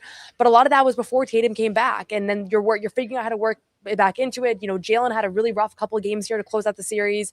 Like, that was unusual. That was a part of it as well. Like, I don't think that he was his best version through games really like 4 through 6. But it did feel like they went away from like the many guys that Joe was so unpredictable all year. All of a sudden it'd be the Jordan game, it'd be the Baylor game. Like, I couldn't figure out how to where it was coming from. And up until tonight, you didn't really see those elements of like surprise, I guess. The only one was Jordan to guard Maxey, and he did a really good job. And honestly, that might have been the brightest spot of the series. Yeah, and I think the other thing we have to mention here, John, they were both great tonight.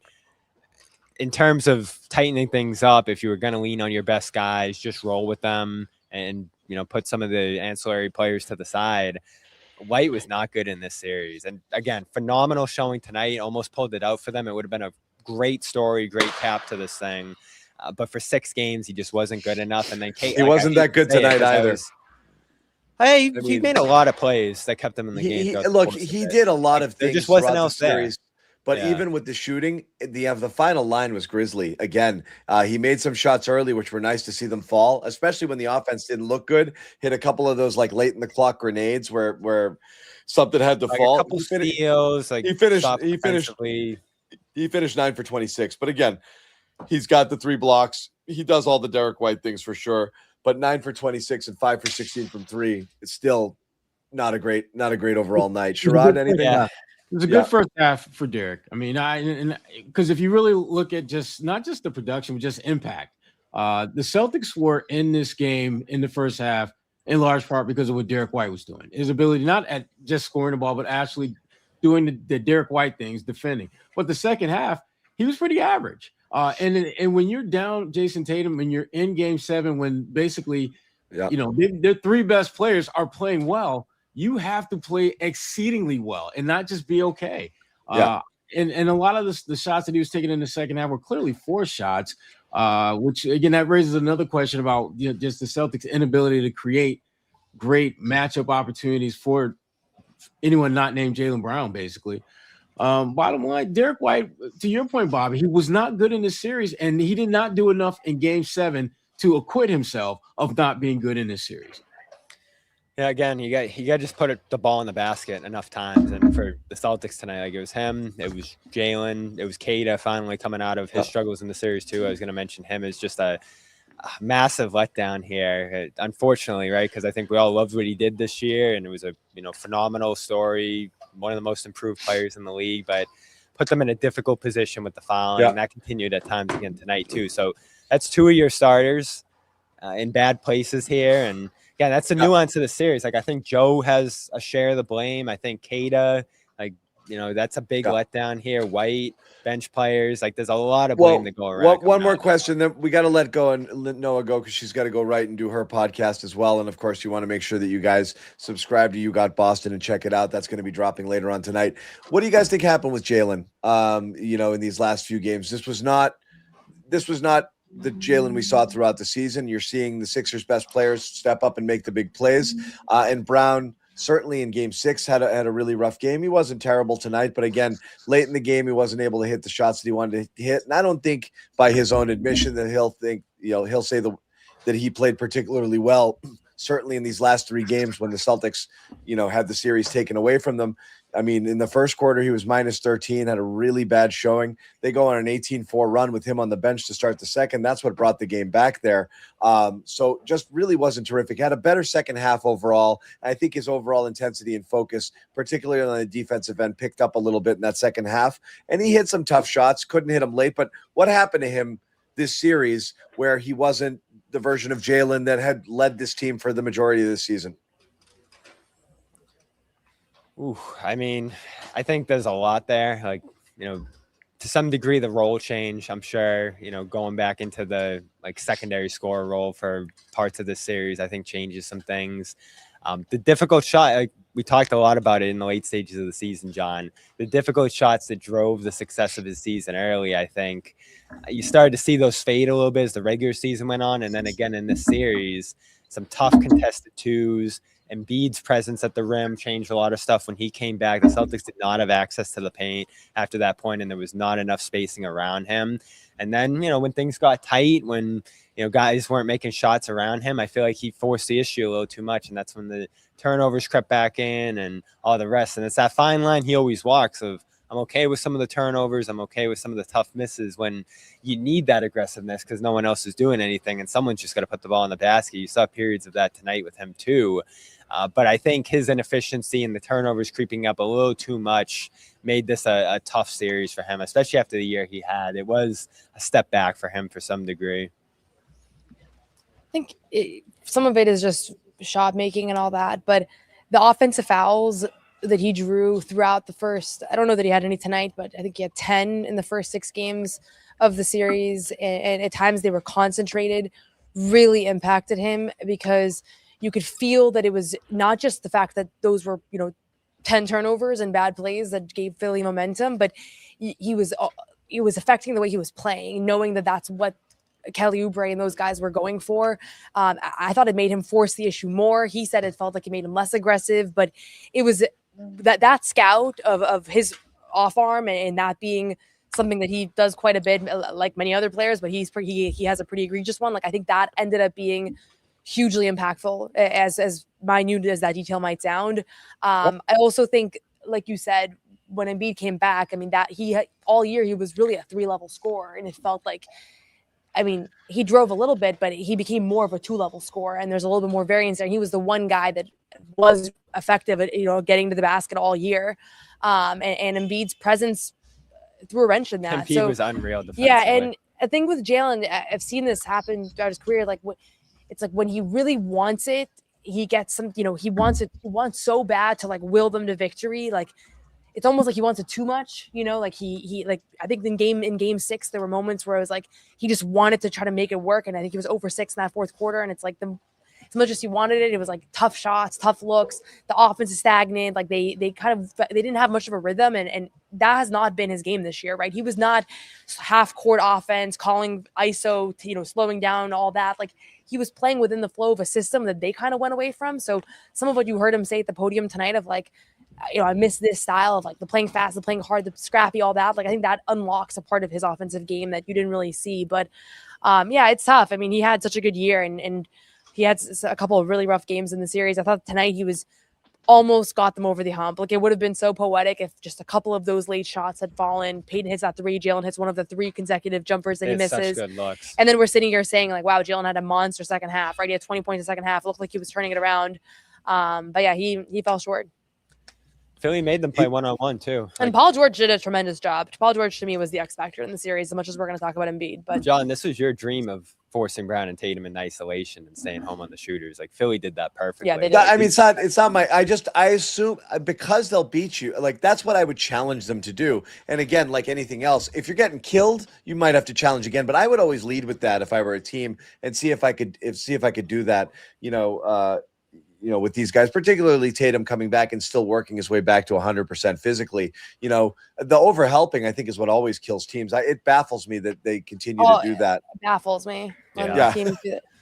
And Never. again, I feel so vindicated. I'm like, at least this one basketball take that we've all felt strongly about, like, is proven in the series. Forever, yeah. But it's. I feel like it's a league-wide thing. It's people just like, Yeah, it's oh so my weird. god, you see it, and instinctively you're like, I gotta get over there, and you're like, why? Like, live with it. What's he Most of gonna the do? Celtics' defensive breakdowns in the series were overhelps. Like, Yeah. every time I went back and I'm like, how did this guy get open shot? It's like it was somebody overhelping, and it's like just take the one. I mean, I saw a lot of good one-on-one defense in the series. That wasn't really where the problem was for Boston. Yeah, I mean, there's so many second guesses coming out of this series, but Philly was great. The coaching was great. The game plans were great these last three, and like they were better on the floor, better on the sideline. The players, like I think coming into this, I obviously underrated them to a large degree. Embiid rose to a level I just never imagined given the appendectomy. I mean, it was stunning to watch this series turn as it did, and by the end of it, they look like a force out there. Maybe they are going to go on a run here, as Noah mentioned, and make us all say, "Oh, like that was a team." They're coming for you, Mo. Coming for you, Mo. I got one last question. Is Mo with us? Mo's in here. Is he? talking shit. I can't even tell. There's so many comments. here. Before We're three. No, we're three. We've been 3,300 strong. We just dipped under 3. We can't keep up with the comments, but I saw Mo's all caps stand out. But yeah, go ahead, Jimmy. But and Noah's got a boogie, so yeah. This is it. Last question, and it's just about Tatum. I know you guys, both of you guys, were pretty on point with the Tatum stuff over the last year. He misses tonight's game. What do you think of the wording of the injury, or have you looked back at any of the film from the last one, and are there bigger concerns than just this game, or are you guys hearing anything, or what can you tell us? Because they're not moving forward here, I don't think it's going to become relevant. Like, I don't think he suffered some catastrophic injury, but I will say this: it's fine. Yeah. After what he experienced last year, the only scenario where it makes sense to put somebody out there with any risk of a calf thing, I don't know, back of knee, calf, they feel a little connected to me. I'm not a doctor, but you're right. You do not put that player out there. The only time it makes sense is Game 7 of the finals. Like, when I don't think you would have played against the Knicks. I don't know. I honestly have no think idea. so. But Yeah. you're not coming back out there for Game 7 of the first round. Like, this was not. You're not risking your career. You were cut.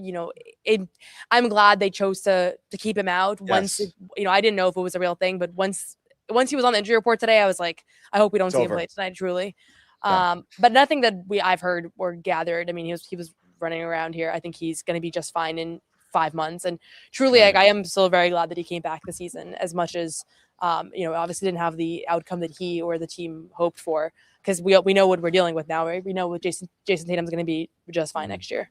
Yeah, he reached a high level when he came back, and again, I don't know if like the overcompensating leads to some of the stuff he dealt with there. Going back through that game, I just don't see any specific moments, or maybe it is a build-up thing. It was a lot. Like, he when he came back, it was just like, yeah, and this playoff run, every other night, 40 minutes felt like. So yeah, tough end for him as well. Tough end for him. We did have a Jayson Tatum conversation earlier. We're not going to get into it again because everyone got really upset about it. But it is interesting it's just really more. It's a credit to him, but it's interesting how quickly dependent they became on him. And you saw it this series. They were brutal when he was off the floor. And we did question whether or not the rest of them were ready to play the style of basketball they were playing before he returned when he was gone, because become not the Jayson Tatum show. It's not like he was like shooting 30 shots a game, but everything was running through him. It became about Jayson Tatum doing Jayson Tatum things, which are good things. But with him not being there, I think there were some struggles for sure. Thank you, Bobby. Thank you, Noah. We're going to bring Bobby back in just a little bit. We're going to get to a couple super chats. Noah's got a scoot, so make sure you check out whatever she writes about this game over on Celtics blog, SB Nation. And of course, You Got Boston, which is going to be dropped later tonight. You guys can stay up all night if you want to have it, or you'll have it first thing in the morning. You get Noah's fresh take about the game, the series, and any other thoughts. And again, we will be doing more of these shows. We're hoping to have Noah on as well with some off-season Garden reports. Can't believe we're saying that already, off-season. But we are. Celtics go down. We're getting ready for June in our minds. Thank you, Noah, for all your contributions this year on the Garden Report. Everyone was glad to have you back, even in a limited capacity, jumping back on some of these shows. Go do your thing. Bobby, we'll get to you in just a little bit. Thank you, guys. Yep. So, guys, just jumping back into what we were talking about. I do have to get to a bunch more super chats.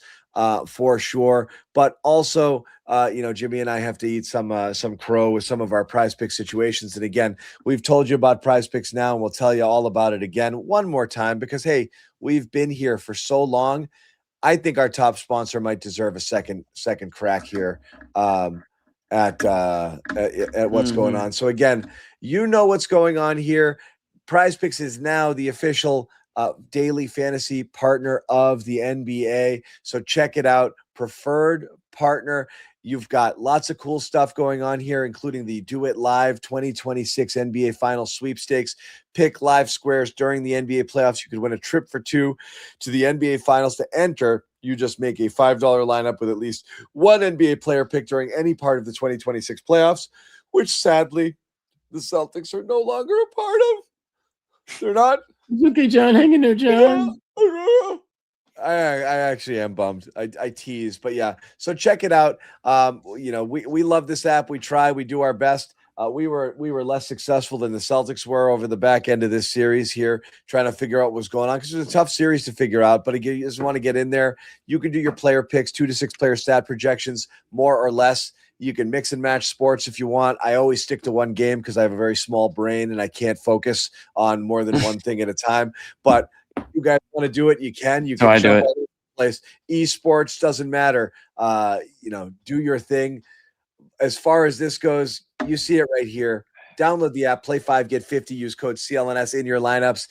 When you sign up, again, download the app, code CLNS, play 5, and get 50. And all right, what did we do, Jimmy? What did we do? Shireman effed me. Just leave it at that. The John versus Jimmy show shot. So I'm going to tell you this. I got this in before I was certain Tatum wasn't going to play, like Noah said when he popped in the injury report. Certain. And I was like, and I should have gone Pritchard too because I figured he'd get more run. But I was like, that's it. Derrick White, ding, easy. Maxey, ding, easy. I can't believe those are the two I missed. Shireman, 0.5 3-point made more, and Luka Garza, crazy. 1.5. They started. These are starters. That's crazy. Oh my god. That is tough, dude.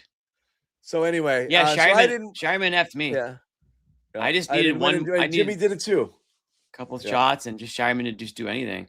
But John, let me ask you this, dude. You'll notice on mine, I took advantage of the Tyrese Maxey promo of 0.5. Yep. Did you just overlook that? Yeah. Or something, dude? Help us help you, Boomer boy. You just needed to pick the promo and you would have got Tyrese Maxey for 1 point is all you would have needed, but instead you made him work for you. That's all. No, good. I'm fine. I take the hard route. Yeah. Hey, do you, man? Do you? Yeah. Jimmy and I went down, but if you guys want to play, we're going to keep playing throughout the playoffs, and Jimmy and I are going to keep going head to head because we don't like each other very much. And ultimately, we want to beat one another. So, throughout the playoffs, Jimmy and I will keep dropping our predictions. You guys want to play along? You can follow along with our usernames. So just check that out at any time you want here if you want to get in on the action. Few more super chats we absolutely have to get to, and again, thank you guys. There's 122 of these things, guys. We're trying to whip through. Pritchard corner 3 didn't go. I knew. Absolutely, John. Thank you again. John's one of our old timers here. People saying Joe should be fired are insane. I think so as well. Joe had a great year. Joe had a tough playoffs with a limited roster, and he didn't do a great job. I don't think he had a great playoffs, but was kind of worried Tatum would push to come back next round, hurt himself. I think so too, guys. Do you think he plays next round? No. I don't think he starts. I think he'd have to feel zero. I think he would have played. But at some point, he would not start the next round. No, I didn't think so. I think he would have played symptom free. Anything. I don't think he would have. I think they were really worried. I think the back of the knee calf thing was total bullshit. I know what you were asking there, Jimmy. You and I are on the same page with this. Call it what you will. The two things are basically connected. Either it's a meniscus injury or it's really, he's rubbing his calf all game. They must have been like, oh my God, Achilles. I don't think he was playing. I wouldn't be surprised if Bill ordered the code red, truthfully, and said, no, don't put him out there. No, we're not risking this. Yeah. What are you doing? I'll be right back. I gotta Oh, reset. you can do that. I gotta reset. Okay, go ahead. I didn't want to delay here.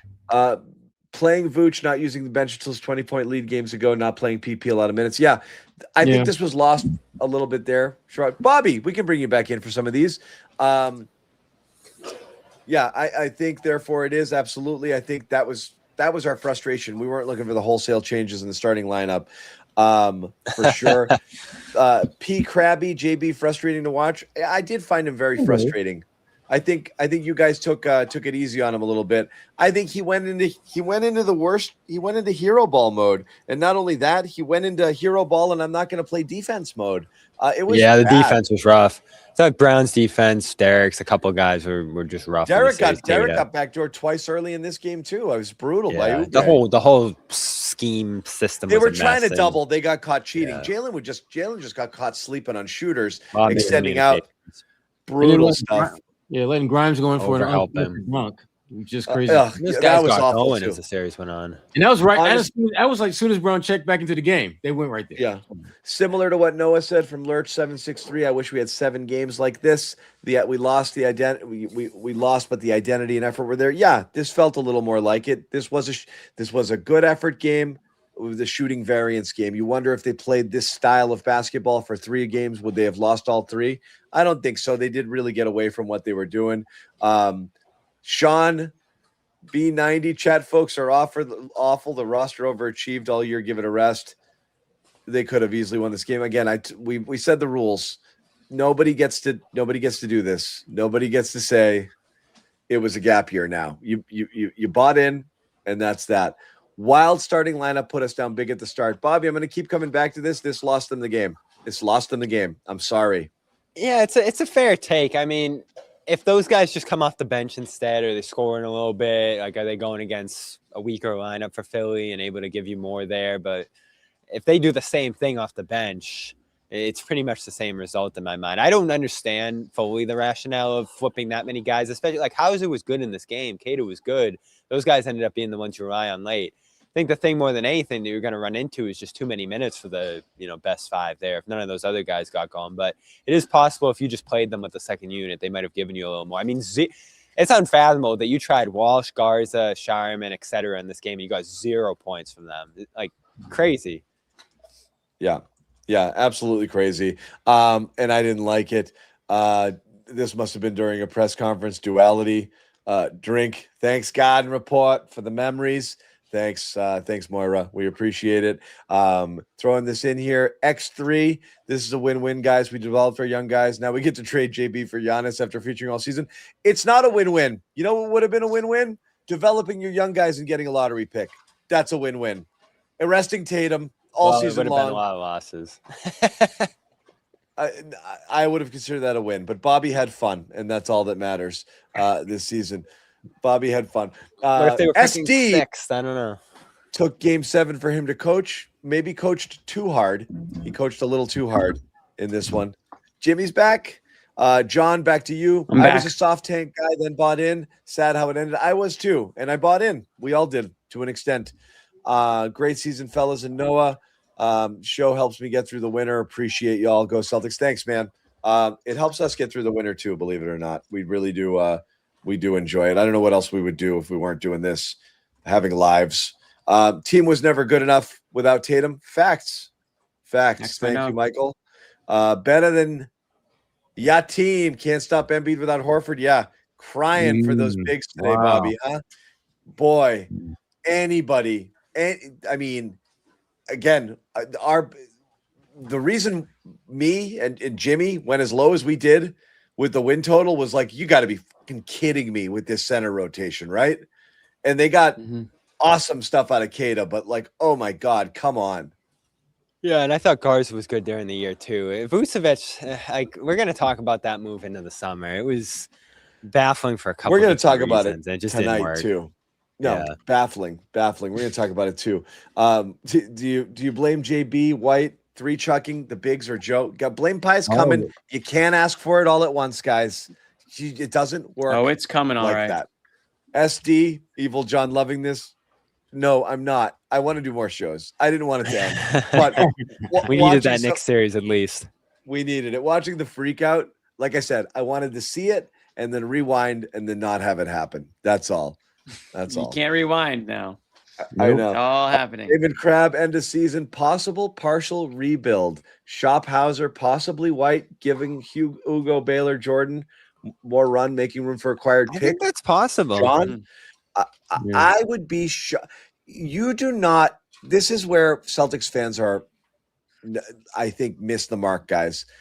You do not lose as a 2 seed against the 7th seed in the first round of the playoffs and just go in there and be like, we're fine. Let's run it back. No, you don't. Yeah, and that's not how this front office is operated, right? Like you're going to get that talk from Joe and the players after the game. Wick's but when going to things walk like in this there have and say, I demand change. And everyone's going to say, like, who are you? I don't think you run the team anymore. Yeah, I don't know where that's going to come from, but I think this front office in general has been real with the situation. So I don't know what that looks like. I've tried to start thinking about it over the last couple of games here. Like, I think there are some guys on the roster who have value, but you're not going to get back things that put you in position to succeed. So are you taking that kind of a step back? And like, is it worthwhile to still run the Tatum Brown thing forward if that's what you're doing here? It's going to be a lot of tough decisions this offseason. Now, one thing I'm pretty sure is that they're not going to do the Giannis thing. I don't think that makes much sense. Yeah, maybe they will, maybe they won't. Who knows? Respect to Queta, but he's a third center. Yeah, I mean, I think he's better than that. I think he's a legitimate starting center. We got over. We can call him a real, not revelation out of this year, but a positive. We got over our skis calling him top 10, but I was excited. But he's a legit. No regrets. Like I have no regrets. He's a legit starting center. Tonight. He was awesome tonight. He's a legit starting center. Is he like a strength of your team starting center? No, but in today's NBA, he's a legit starting center. I don't know what they're gonna do with that starting center spot though. That's another question going forward. What do you mean? They have Queta next year, don't they? Yeah, but that didn't pan out here in the playoffs, obviously. Joe so mentally left he couldn't be right. Beat it. Okay. Fire Joe. Wow. Trade Brown and White. Thanks, CLNS. Good night. You're welcome. Can't get over the fact Celtics were up 3-1. Yeah. Again, I'm gonna that third. Can we talk about can we go back to that? That third quarter take, go ahead. I just think is bad. And Bobby, you and I texted about it. I mean, my God, someone texted me during the show, like, imagine if the 2007 Patriots made 5 more plays. Like, this is not how basketball works. A 13-point lead in the third quarter. That's not how anything works. They lost by 16 points. They got their doors blown off the rest of the way. It means it's just nothing. not how anything works. Like, if you know what the saying, if my grandmother or my you know what I'm saying? Like, Yeah. So let's just move on from. Yeah, and if my aunt had result. blank, she'd be my uncle. Yes, that's exactly. The point is that they were in a position to win this series. In that game, obviously, over the next few, like they reached that point by doing. To me, that isn't a good thing. Like, how can you spin that as a positive? Oh, they were just X amount of plays, and then we were talking about it differently. It just goes to show that over this iteration of this team, as well as other seasons, has dropped the ball when they've had a chance to win. Yeah, you could literally say this about any game. Yeah, any game. If the Sixers made 2 more plays, they win by 12 tonight. Like, I mean, every game. The point is, people have leads. Close out. So, when I think back to that game, I think they were both at about like 30% 3-point shooting. They couldn't close out the game. We got Jimmy delay here. I know it. Just go by. Oh, Jimmy. I think they're both like hovering around 30% at that point. Celtics sunk south. Philly started hitting shots north, and that was basically the story from that point on in the series. That's why I keep going back to the fact that this series became a shooting contest. Yeah. That's not what it should have been. The Celtics had too many other layers, too many other things that they could lean on during the year to win when they weren't shooting well. And that's the last couple of playoffs here. If the shots are going in, they've been great. When they aren't, they aren't able to win games, and they just keep doubling down on it. Like the whole fourth quarter that night was jump shots, and we missed 14 straight.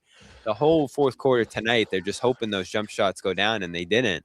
And there's nothing else they can get to, really. And Joe after the game saying like, "Oh, Philly shot 39." Well, that's because you're conceding shots and hoping they miss, and they're making them. let's let Jimmy have his take straight through since he's delayed all the way through. Go for it.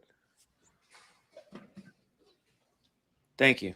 Wow. So, a couple things. The fact that the Celtics were up 13 and blew it, it's not a good thing to say they were so close. What are you counting, John? What's the delay? Hit me with it. Yeah. What is it? 4 seconds? Okay, we can do 4 seconds. Let me just talk through and then I'll reset it again.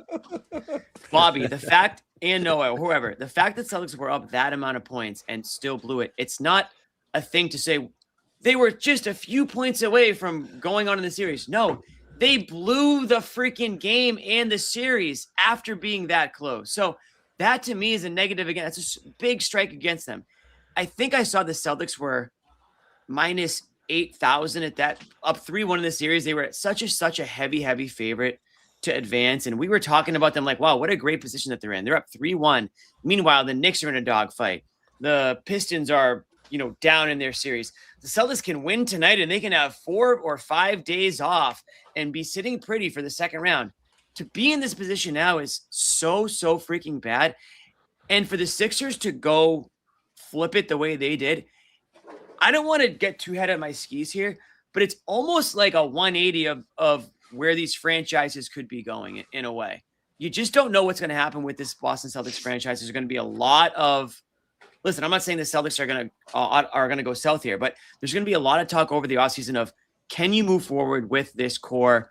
Who needs to come in? Which players need to go out? Meanwhile, you have a Sixers team that has not been able to get past this Boston Celtics team for years and years and years and years. Embiid has had this hanging over his head for years. That is the type of win tonight for the Sixers that could change the narrative of Embiid, change the whole perception of the Sixers, the process, blah, blah, blah. Now they've got Edgecombe, who looks like a real piece. So they've got Embiid, who now has that, weight off his shoulders. Maxey, who we know is a top player in this league and could be one of the best scorers in the league at any given night. And now you have a guy in Edgecombe who is a product of I want to say it, a gap year, a tank year for that Sixers team last season. This was a potentially altering type of a series for both times. And I want to say this one last thing, my last point about the Celtics. This is not the first time the Celtics have blown a series that they were heavy favorites to win. This is the third time, I think. I think it's an interesting point about the players too, because obviously Philly came out here with the better players who just made more plays and won this series. Like that ended up being part of this outcome too here. We're going to come back to this, Bobby. Skip the players, because what Jimmy's saying is a coach comment here. This is now. Okay. I took it as a player's comment. It could be a coach comment. It could be a core comment. Whatever you want to say here, whether you want to look at the core of the team of Tatum, Brown, White, or the coach. What you have over 4 years is, I said this the other day, is a championship with a super team that you had to import, break the salary cap, and then force you to absolutely dismantle your team to pay the penalties for selling your soul and winning a title that one year, which they did. Maybe they win it the next year. If everybody was healthy, who knows? That was a 2-year window.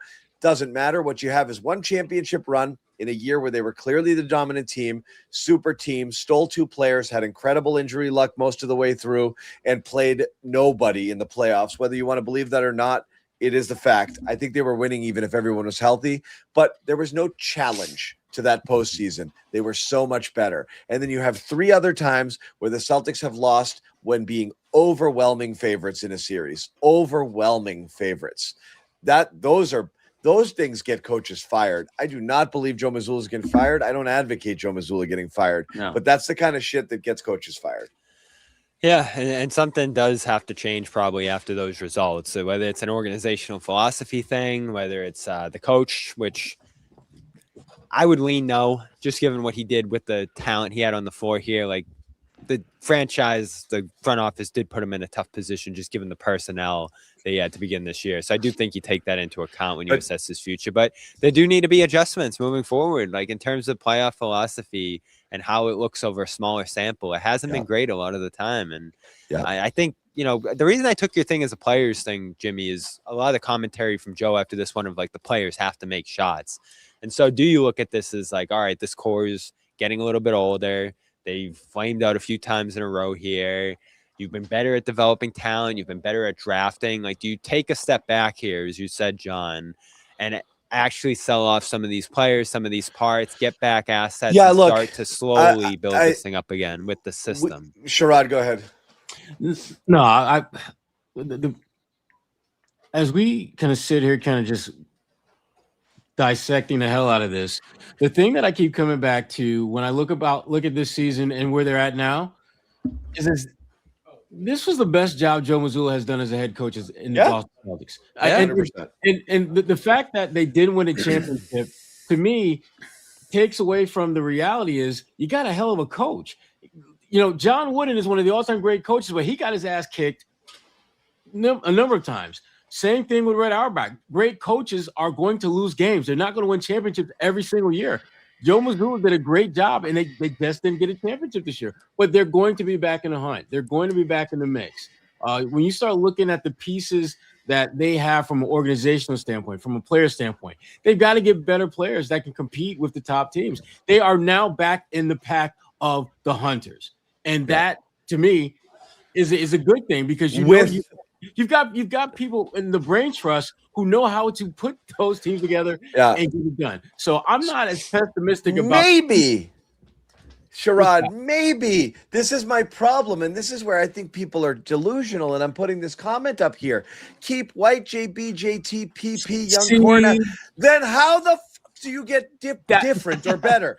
You have no draft picks. You don't have young ascending talent that is going to be like star caliber. You might have some role players, maybe fringe starters, but rotation guys, maybe in Ugo and Baylor.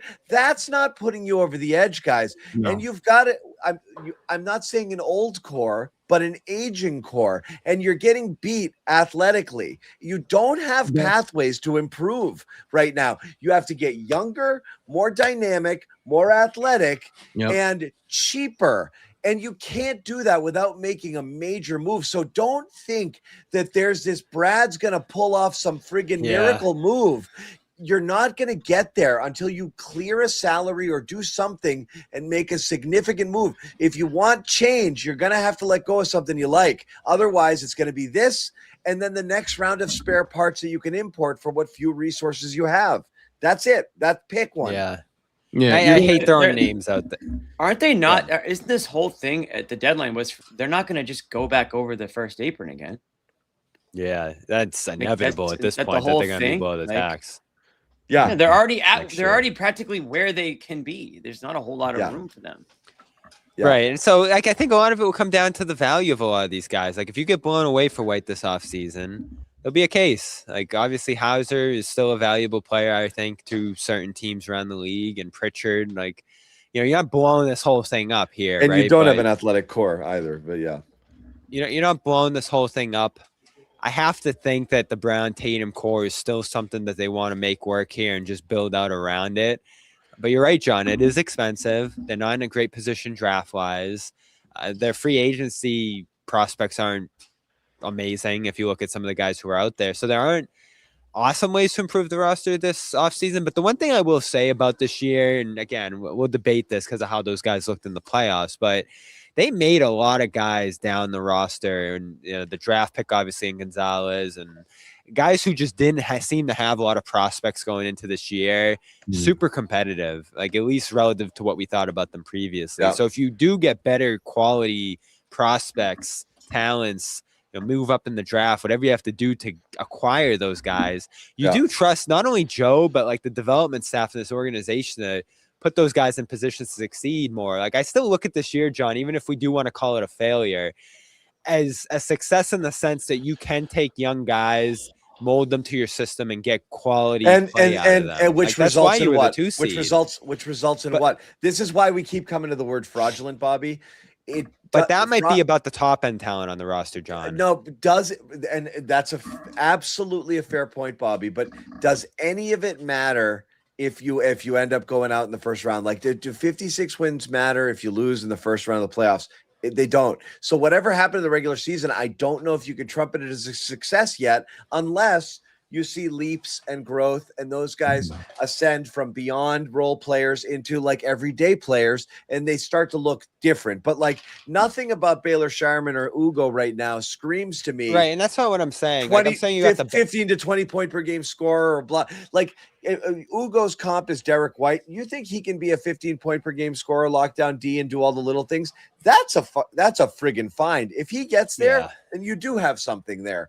But I don't know. Like I'm not really sure. We'll see. And they're all different, right? Like Garza, I think you got the absolute most you could out of him. Ugo's 19, 20. Like there might be an upside there. And then my point is, John, it's not that you found great successes in any of these players. It's that you showed you can make young players better, adapt them to your system, and get the absolute best out of them. So if you get a better quality prospect somewhere in the draft, like that might be a building block going forward. If you do trade some of your core players here for better picks, you might be able to develop that player into the next Edgecombe or whoever it is. So like there's a tanking way to go, John, but there's also a drafting and development way to go. It's not a tanking. It's like I said, it's always, as Jimmy said, a soft tank, or the idea that I have to take a step back to take 2 steps forward. If I stay here, I'm stuck in the middle. Everything that we said about the season before the season was, if you don't take an opportunity to make a move to infuse talent here, you're going to be stuck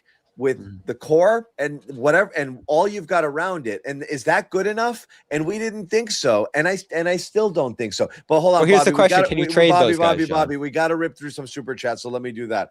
I'm a huge JB fan, Action Benz, but if Brad decides to trade him this offseason, I will support it. Just don't trade him and run it back with Tatum, his 2 best friends who just failed in the first round. Yeah, you got to do something a little bit different there. Yeah. If you look to sell high, it's D. White and Hauser. I'm not sure how high with White. How are these guys high? Hauser's cheap, but he's not selling high. No. D. White is not high either because he just had a really bad shooting season and he's going to be his 32 year. But the contracts are game 5, not quarter 3, easily the most consequential in the series. 100% disagree. We've been over this a ton. Action Benz again. I'm gonna just keep saying that for the next year or two. I just keep going back to that third quarter just to see what happens to you. It's such a bad take. Brad had a great basketball mind, but he has a soft spot for overconfident point guard, smart Mazzulla, and it has kept him from fulfilling his potential. Yeah, maybe. A couple more here. Brad said, we gave away the Knicks series. I don't think he tolerates repeat mistakes. Queta always had foul trouble, and we ignored it. We'll see. I think we ignored it. I think we literally said all season long, Bobby, what are they going to do in the playoffs when Queta and Garza get into foul trouble? And it happened right away. Yeah. Right away with Queta. I think those guys were like all 6 fouls per 36 in the series. I think honestly, what's funny is Queta probably committed like 14 fouls a game. I think he was lucky to only be called for 4 or 5. He was crazy out of control. Do those guys embellish on top to buy the call? Yes, but not a single one was reviewable. Every single one was a legitimate foul. Some backcourt ones too. Oh my God, horrible backcourt in the penalty. Terrible, terrible, terrible fouls. That was the biggest bummer of the series for me. Trade for Portis and Bay, sign Prince and Goodwin. No, hard pass. My God. What are we talking about? Bootstron, any thoughts on the number 1 offense, Nuggets, number 2 offense, C's being out in the playoffs? I mean, the Nuggets played 0 defense. The Celtics offense cratering is a lot more perplexing. Yeah, and the Nuggets had a great opponent who's so well built to beat them too. I think that was a matchup thing, and this thing might have been a matchup thing for the Celtics too. A team that could just crush you from 2 like this. Yeah, they were devastating. Yep. Ouch. I guess go Marcus Smart. Love you guys. Thanks, Brian. See you next season, which I wish started tomorrow. Sherrod? I know. My main man, Marcus Smart. That one's mean. I'm not using that one. Love you guys. Where are they going? Who's taking them off? Not me. My hands are They're disappearing. Love you guys, and you do amazing work. Keep it up. Catch you on the far side. Thank you, Jay Lyons. We appreciate that.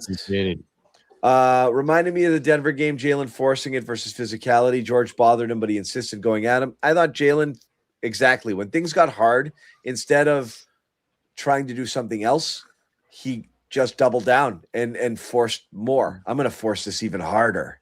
It's I'm weird. so curious where that's going to go this offseason again. Like, we're going to have that conversation right into it. But, like, I feel like anything's on the table there as far as, like, he's further solidified as part of your core after the great year. Like, he wants to see what else is out there. They don't, believe in, like, that two combination anymore. Like, it's a real question, I think, coming out of this season. Yep. Jaylen missing 3 threes in a row, down by 1. Blah. Yeah, all your stars missed open shots. Dude, that's Pritchard a tough. corner 3. I saw that reel floating around Twitter on Brick Center. It's a tough reel. It was really bad. Hey, Jeevan again. At least we saw Tatum's back to normal, seeing my guy healthy enough for me. Yeah, that's the brightest spot of the whole season.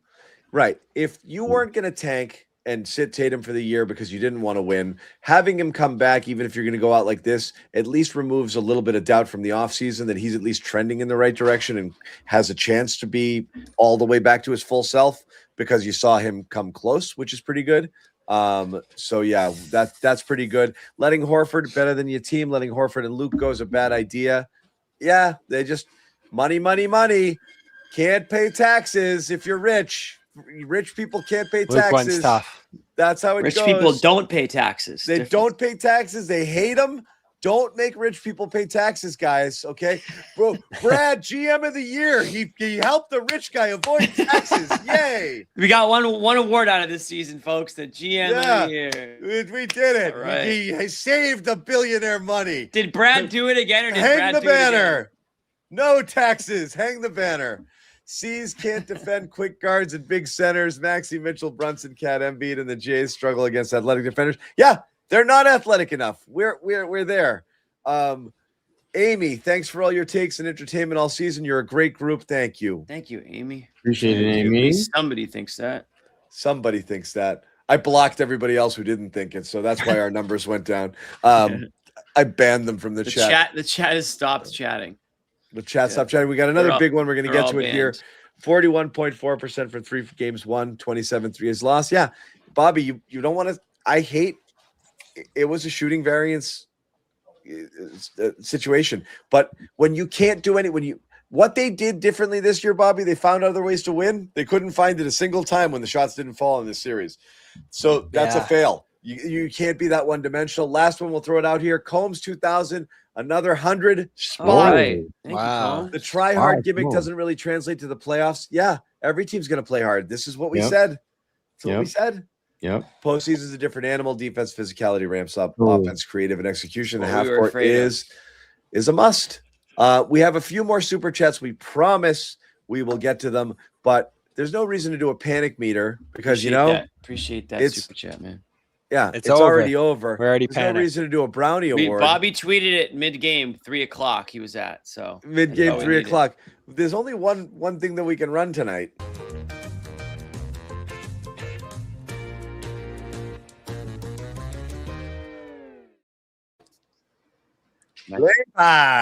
Let's and I'm hungry. Let's We got a lot to slice up. Yum it up. We'll start with. I'm baking my blame pies. I've been baking mine all night. We'll start with Sherrod. Sherrod throwing up his blame pie. Go for it. Absolutely. When Joe Mazzulla, we're going to go in reverse order. Joe Mazzulla, 10%. He was definitely a factor, but I didn't think he was one of the biggest factors in the Celtics season coming to a screeching halt. I thought Jaylen Brown and Tyrese Maxey for the Sixers, I thought they were equally impactful in this outcome. Maxey getting pretty much anything and everything he wanted, and Jaylen pretty much making anything and every kind of mistake when it mattered the most for the Celtics, unfortunately. And Joe Mazzulla and I, we're going to end the season on the same page, which is kind of scary to me because me and Joe don't exactly see eye to eye. But when he pointed out that Joel Embiid was that guy, he was right. That was the difference in this series. If there's no Joel Embiid or there's a limited Joel Embiid, the Celtics are going on to face the Knicks. Joel was a difference. And but I mean, we can't say the good players on the other team are to blame. Like, you got to figure out how to play these guys. Everyone's got good players. And not everyone, John. I think we've seen there's some teams that don't all have good players. In fact, we just saw one. They're in 1-2-3 Cancun mode right now. So No doubt. We're gonna No see doubt. how that pans out going forward for Philly. Timeout. We're getting to them. I just can't do them all at once because the show's just gonna be a super chat show. We're going back. We're gonna get to them. I swear to God. Got you, David. We're 2 hours, 8 minutes into it. It's the last show of the year. We're gonna keep going. I promise. We're gonna. I just keep canceled going all my Sunday plans. We're doing the show all night long. Yep. Let's get to Jimmy's pie here. Okay. This is as much math as Jimmy has done since fourth grade homeschool. I had to go out with a bang. Some small slivers in there. This thing has slivers everywhere. So let me explain. So I typically wouldn't have Mazzulla lead the way here, but when the starting lineups were announced tonight, and it looked like a fan who went to one game this year, and it was fan appreciation night, put together the starting lineup. The one from the last game, yeah. The last game of the year is when, like, oh yeah, why don't we start Garza, and why don't we start Harper? Yeah, they looked great, and Shireman, yeah, put him in at starting lineup. It felt like that's who like made the call. I gave Mazzulla just a tick higher in the blame for the reason why this series was lost. And John mentioned it earlier. You put your team down right out of the gates with a starting lineup that has literally played 0 seconds together this year. And it looked like it. And to add insult to injury, Bobby, first time in history that 3 players in a starting lineup scored 0 points. And it happens to be the 3 players that Joe Mazzulla went out on a limb to try to switch things up. So colossal mistake by Mazzulla in this game. I think that was a huge reason they lost, despite the fact that the Celtics climbed back in and all that stuff. I still think that was a problem. And on top of that, the lack of adjustments throughout the series, in-game adjustments, sticking with guys longer than he should have, talking about White. Yep. I just did not think that this was any – and I hold Joe to a very high bar because I think he has had a really good coaching season. I think I did have him for Coach of the Year this year based on everything he was working with and how he got his guys to play. I just didn't see that in this series. Brown, I gave a tick below Mazzulla because of the starting lineup tonight. But I thought Brown – I gave him the bulk of the credit this year for the success of this team, so I'm going to give him the bulk of the blame. Jimmy, I'm glad you and I had that conversation. Yeah. Yeah, I think that's 100% fair, though. I mean, I don't think you give Brown enough credit, John. I mean, that's where we Which is fine, but like we differed in this. You gave Brown more credit for the season. I gave Joe more credit, so I gave Joe more blame. You know, sure. in the same way. Yeah, that's fair. I just think Brown in this series, the last few games specifically, has not been the Jaylen Brown that I've seen in the majority of this season. And I don't know how much of that is physical. I don't know how much of that is him trying to do too much. I don't know how much of that is trying to work Tatum back into. I don't know what the reasoning is. That's beyond my basketball expertise. I'll let Bobby break that down. But this was not the Jaylen Brown that was making his teammates better. And I think that shows up in the plus minus. I think that shows up in everything. White, honestly, I could have given White way more than 15%. He was the most disappointing player from start to finish for me. I would say in the regular season and in the postseason. I love Derrick White as a player. I think, and I'm sure he's a great guy. I've only heard good things about the guy. It's just wish the shot would fall, and it just didn't, and that's a damn shame. I grouped the bigs together, 10%, led by Queta, but the fact that you couldn't even go to Vucevic, I'm grouping all the bigs together. That was a huge Achilles heel for them. Yeah. Embiid, I'll be honest, I just thought Embiid created so much issues and it's like, I wanted to just give Embiid his flowers because I've dogged Embiid year after year after year on this show and just throughout his career. And I wanted to just make sure I gave him a mention because I really think he deserves credit for changing this series. I think this is a legacy, could be a legacy defining type of a series for him if they can continue to move forward. Him losing these series to the Celtics or just bowing out or the health has always been a cloud over his head. And he came back from a fluke injury and he carried his team to victory. So I wanted to give him, I guess it's credit, but I'm blaming him for the series. Yeah. And that one sliver, I can't let Hauser slide by. I think I'm ready for the Hauser train to depart. I'm just ready for it. I just don't think he gives you enough anymore.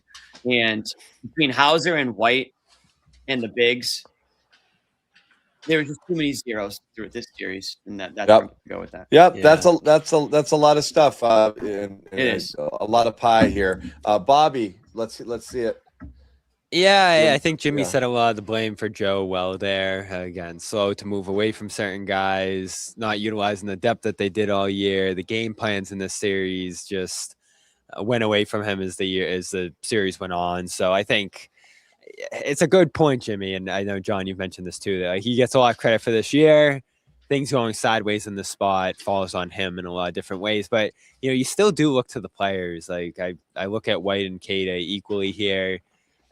You got next to nothing from those guys for so much of the series, even through the good stages of it when you were winning, like they weren't contributing much. So I do put them a little higher than Jaylen, who at times this series carried you through it. I do give him credit at different points for just putting the ball in the basket, even if it isn't efficient, even if it isn't pretty, even if turnovers are coming with it, someone has to do it at a certain point. And that's how the playoffs go. So I'm sure, the on off and the percentages and all the rest there, the turnovers ticking up, it's obviously a part of the blame that Brown needs to shoulder here. But I also think that, like, especially in the second half of this game, like, he's just got to go out there and go to spots and try to score. And that ended up making it look like a bad series for him, certainly. But, I do put more blame on Queta, who couldn't stay in these games, White, who didn't make an impact on really either end. Like, if White was making the defensive stops we saw from him all year and just dominating on that end, slowing Maxey, whatever it would have been, I think you lay off him a little bit here, but he hurt you on both ends for a lot of this series. And it was tough to watch again because he's so good, such a smart player. We've come to love his impact on this team so much that it was difficult to watch it go that way for him for a lot of this series. And then, a sliver to the bench, the depth that didn't come through in the series. That's Vucevic, that's Shireman, Walsh, who got opportunities here and didn't show well, all the way down the line. Even Garza, who I loved for a lot of this year, came into these games and just started fouling quickly. So, it's a big slice for Mazzulla, White, Queta, Brown, certainly too, the guys who are like in large roles for this team. But it was really blame across the board here in the series. Honestly, the only guy who I think, even though he was absent tonight and probably had some ups and downs himself, that looked great in this series and I thought carried them for a lot of stretches, John, was Tatum. Like, I don't put Tatum on this board at all. Pritchard.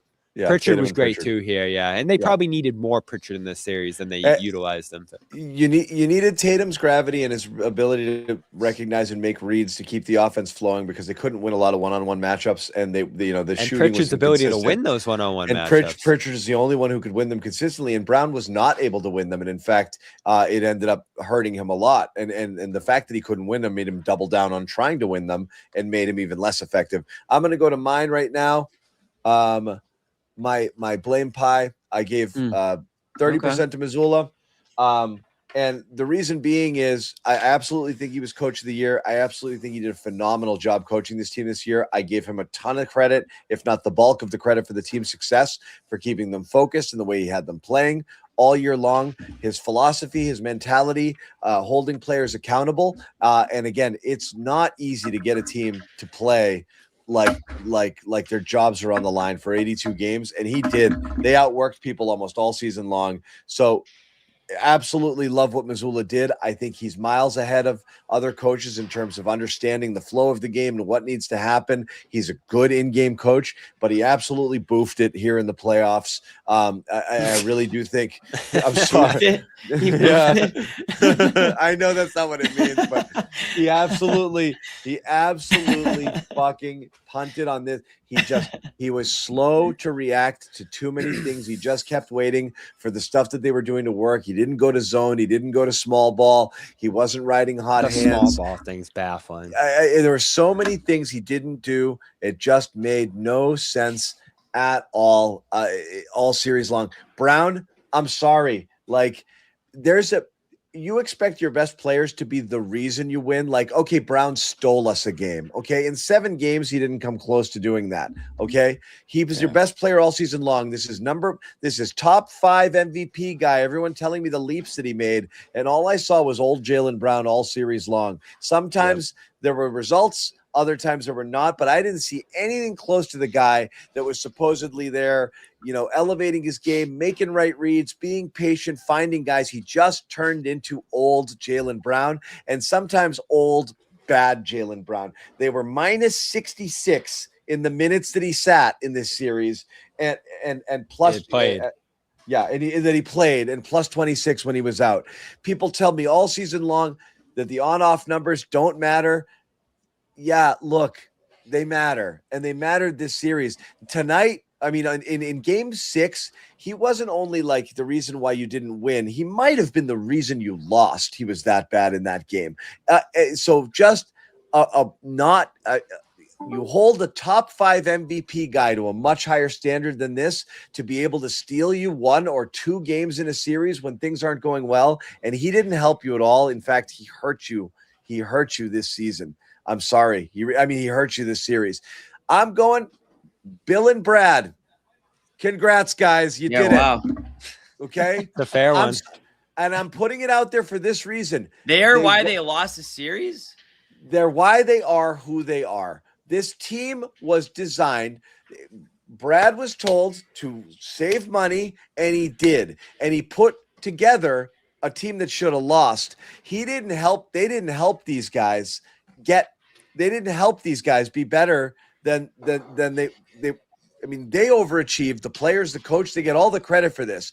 All Brad did was slash salary, and all Bill did was save money. And that's what they did. And at the trade deadline, when we were talking about it, what did they do here? What did they do here? Nothing. They saved money, and they brought in a guy who didn't play a single minute of Game 7 of the NBA Finals. You shipped out an absolute bucket machine scorer and some athletic pieces that maybe you could have used against an athletic team. Minot and Tillman. Who knows if don't tell me Tillman's an athlete, but Minot. No, I mean, you could have used them in the series, maybe. You could have used Minot. Could you have? Yeah, Minot would have been really good. So I'm sorry, guys. What would you have used Tillman for? Like, I'm sorry. Listen, it's another center. Water. This is how they did it. Queta, for just lacking the discipline to not be it's focus, dude. The fouls. You took Queta, that Queta foul. You talk about the 13-point lead. Queta drawing a foul.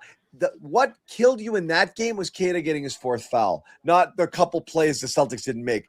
That's what flipped that game, because Embiid got going and then they started to roll. That's what killed you.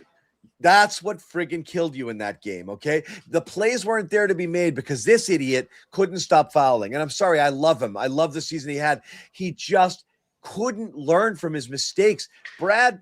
Joe puts him on blast and says to him, why isn't he playing? Why am I pulling him? He's got to stop fouling. And he just kept doing it. He just kept doing it, and bad ones, and poorly timed ones that knock you out of entire quarters of games. 2 in the first 2 minutes, a 4th one in the first couple minutes of a third quarter takes you out for an entire quarter. It screws up your whole rotation. Queta was responsible for them having to do weird shit with their rotations. Maybe some of the guys didn't play, like Ugo and Baylor, because you had to constantly shuffle in bigs and other people that you didn't want in that lineup, and it was messing with the whole flow. Queta really messed with them here, and I'm going to give White that sliver too. He's still doing the little things, but man, they needed him to shoot, and he just didn't get there, and it was brutal. So again, that's our blame pie situation. For that's mine. A lot of blame to go around. A lot of blame to go around. We got to rifle through a few more of these because people are going to revolt. So I'm just going to rip it through. I like Joe. Why did he take it all the way to Game 7 to go zone? We just talked about this. Absolutely. Zone, small ball. I just got to try something earlier. And I didn't put it on Joe in the 30% blame pie, but I absolutely think Game 7 was lost with the starting lineup. You went to small ball the night without Tatum after not doing it. It's okay, I said it, six Joe. games. Friggin' crazy town. Crazy town. Throw it in here is from David. I told you. There you are, David. I want some apology cam action from whom? We're not sure. Couple of big ones here, and we're gonna throw them out for here. What? Sorry for what? We were right. Musam, great season. Hurts right now. Thanks for the great coverage throughout. Going to be interesting summer. Second half of the 5th game onwards. I didn't recognize our team. 100%. Yeah. Upside, our players have a long summer, healthy to improve. Jimmy, you read this next one. Thank you, Musa. We appreciate you. Len Kolner, 999. Thanks to CLNS gang for Len. What's up, Len? Thanks to the CLNS gang for your shows all season. I appreciate you all. You make wins more enjoyable and losses more bearable. 50 bones. Appreciate you, Len. Sherrod. That's the whole point of this show. Another big one for you here. Oh, Ben. 100 from Hey, Pat. Ben. Yeah. With Hey. Festino. Thanks for all the great content over all the season's Garden Report squad. No need to put this up on the screen, just showing some appreciation for all the good years of listening to you all rant and rave and bring the top tier shenanigans. C's will be back. Head up, fam. Yeah. Very nice. So. Albert, Thank Coach you, of the Year, Ben. Mazzulla, Appreciate going to you, win brother. me some money. Ain't all bad. Yeah, he's going to win that thing. That's going to be a funny fucking press conference, huh? Can't wait. Oh, my God. He might not show up. Can't wait for that. On the bright side, has anyone been fired before they won the award? That's a good question. I don't think so. I think It's the not Dwayne gonna Casey happen. one was pretty close. Yeah, was it like Let, right let me after? ask you guys something. Joe seems like the type of guy. Joe seems like the type of guy that would quit before he gets fired. Joe's I not don't know getting if Joe fired. ever gets fired. Joe's Oh, no, not he's getting gonna- fired. I no, think not that's the this thing. year. Most Not most this Nor owners should this he. summer. That's I just reactionary. mean someday. I Someday. not- Albert Aquino. I don't know what to say. Mazzulla's a dumbass for not benching Vooch earlier. I would say that's the weirdest thing to me.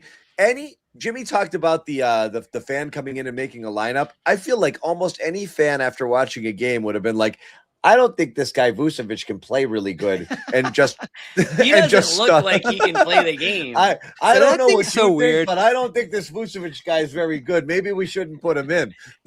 You know, has he played before? It's like, is he new or? Yeah, that was a weird. And then, like in tandem with how sparsely they utilize Simons, and then Vucevic ends up here, and they're just, despite the awkward fit, trying to make it work incessantly there. That was an odd one. Yeah. Casey was in fact fired before he got the Coach of the Year award. Amit just pointed out, Mr. Toronto, Mr. Canada, Toronto man, Amit pointed out. Jimmy and I texted this with Bobby earlier because he's like, what did you want? You asked for adjustments. Yeah. He did exactly what we asked him to do. He asked for adjustments. And we're like, nobody. Literally not. Nobody on earth. I'm not going to fault him for that. We literally asked him to do We that. asked No. him for I wanted to see all these guys. We wanted Banton. No, nobody on earth was calling for Garza to start over Queta or Harper friggin' Jr. to start over PP. Nobody was calling for it 100%. Simons was badly needed. Yeah, I'm not going to argue there, but I'm not going to spend time on it because I've had my say. And Barry was a really fun year. Can't get them all. Thanks for the laughs. True. Thank you as well. No Vooch tonight equals money trade. Shot creator needed. Yeah, boy. If they lacked one thing, Bobby, it was shot creators this series. They couldn't score 100 points in the freaking series. You don't think they needed a guy who gave you 40 in 10 minutes? More spacing, shot making. Yeah, those are things you've said after all these games that you needed, and he did provide that. So fair. So and next Vucevic year- in turn didn't give you the center depth that you argued that he gave you. would bring. It was the opposite. Give you nothing. He hurt you. While searching to see whether he gave you center depth, you were losing ground. It was the total opposite. It was messing. I think you would have been better off with Garza in the series. It was I honestly messing with do. your opportunity to experiment with different lineups, not having center depth, and just Garza when you need him, small ball when you don't. Would they have been better, John, with Minot, Garza, Queta, or Queta, Garza, And Vucevic? Simons, yes. Are you kidding? Yes. Oh yeah. I mean, come on. Put this one up here. Next year, team better look like the 2017 Warriors. I don't see how, guys. That's not happening. Jonathan time. Francois. So the NHL Bruins and Celtics got bounced in the first round of the playoffs, but at least the Red Sox are terrible. Oh, I said that. This is my tweet. He put it out there. I tweeted this. When's the last time Bruins and Celtics were out round one? I've seen this before. This is my tweet. Yeah. But at least the Red Sox are also terrible. And I do want to thank Red Sox beat reporter Bobby Manning for joining us on the Garden Report tonight. Yeah, That's gonna Bobby. You that's can catch gonna be Bobby great. at Fenway Park tomorrow. Jimmy, read the next couple. One real quick, I'm gonna read this one, but there was a really Rich Keefe had a funny joke on the Red Sox, Celtics, Bruins thing. He goes, was this the first time in history that all three teams have been eliminated in the same weekend? Yeah. Which is funny because the Red Sox are that bad. Don't even get core over there anymore. Ryan Della Barrera. 20 bones. Thank you, buddy. Thanks for an amazing year, CLNS. I'm at peace with this loss and a hell of a quote-unquote gap year. Tatum needs more healing and slower ramp. Too much too soon. Don't want a D Rose situation. Don't put that in. Don't put that energy out there. Rather lose to Philly than New York. Need some smart roster moves. I gotta say, Brian's mind is green and rainbowy and a great place to be. I don't think that's John Zanis' brain. No, I do think we'll hear from Tatum tomorrow. Okay, Celtics are doing availability. I gotta also say can't wait for that one. That's going to be riveting stuff. They'll say it was no big deal. They'll say he could have played. I think it's honestly possible that we were really close to a catastrophic Tatum injury that would have caused absolute. Of course you do. I'm saying, who knows what could have happened if that strain was a pop or something different. And oh my God, would there have been bedlam right now? So almost thankfully, you get to shut it down. What a spin! What a spin! Return. It's a good thing that the Celtics lost the series. John Zanis. I was going to be afraid every single time Jayson Tatum took the court from this point forward. For real, I would have been Helicopter parent. We're lucky to have the Jays. The roster around them was not good enough. Period. Brad needs to get to work, and Chisholm needs to cut the check. Zan, Sherrod, Jimmy, thanks for a great season. I'll see you all in Valhalla. Not Bobby, though. Not Bobby. Not Bobby. Bobby had fun, though. Bobby had fun. It might have just been us on the screen when he left that one. Next year, we expect the owner to spend to contend. Well, good luck to that. I don't think that's going to happen, guys. I think this is the new world order in professional sports, especially now that private equity is involved. Nobody is spending over the tax anymore. It's simply not going to happen. The owners have gaslit the public into believing that it's the penalties, and really it is. So all of these guys can get together and make as much money as they possibly can off of this. If every owner plays by that, then fine. There's no advantage. So we just have to wait a couple of years. Hard cap league. We're in a hard cap league. Might they go a little bit over if you think you're 100% there and pay the tax 1 year? But those years of spending big and deep and over that, I think, are gone. Years of just like a really rich guy just playing with his money and buying things. We're done with rich guys who view this as a vanity. We're now into sports as a business, and so I think everyone's got to recalibrate their expectations a little bit with how this is going to go. I'm disappointed in the outcome. Jacobs, maybe the Jeremy Jacobs family would just end up being the best owners in Boston. Wouldn't that be something? We're Chisholm guys. We're Chisholm guys.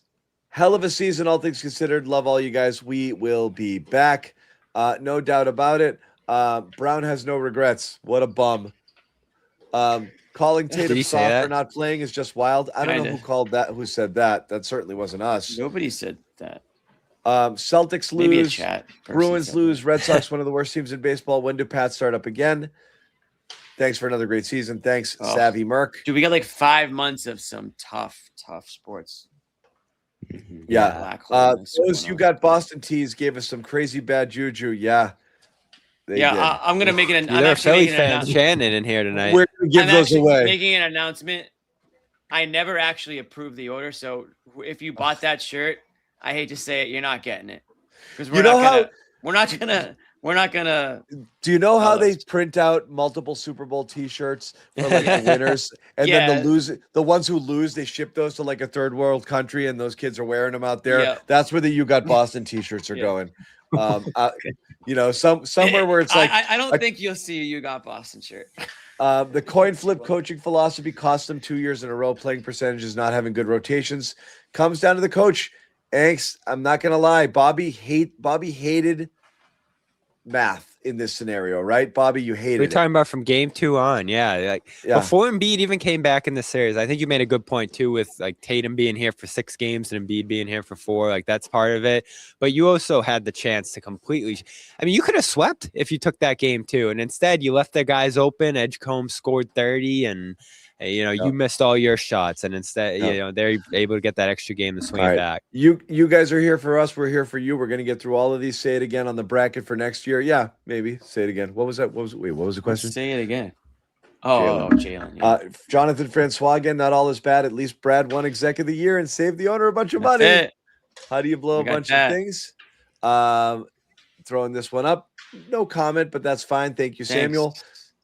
Should we go after Draymond? No. Young and athletic. I don't want any guys that young and athletic. I They're just not can't going to make a stand big Jaylen. addition, I don't think. Like, He's even dreaming, Giannis, I mean, dreaming. you'll explore. It's not going to happen. Steel toe kicking the Steel nuts, toe Jimmy. kicking the nuts. Yeah, and you know what? It's sad, but retiring this beautiful hard hat for the rest of the season, folks. If you didn't get one, Yeah. get one for the next season. Celtics have to put a package together for Giannis. Again, Bobby's Not dubious. happening. I actually wouldn't be shocked. Can we review the Simons trade? We No. did a little. Bad trade. It Yeah. is what it is.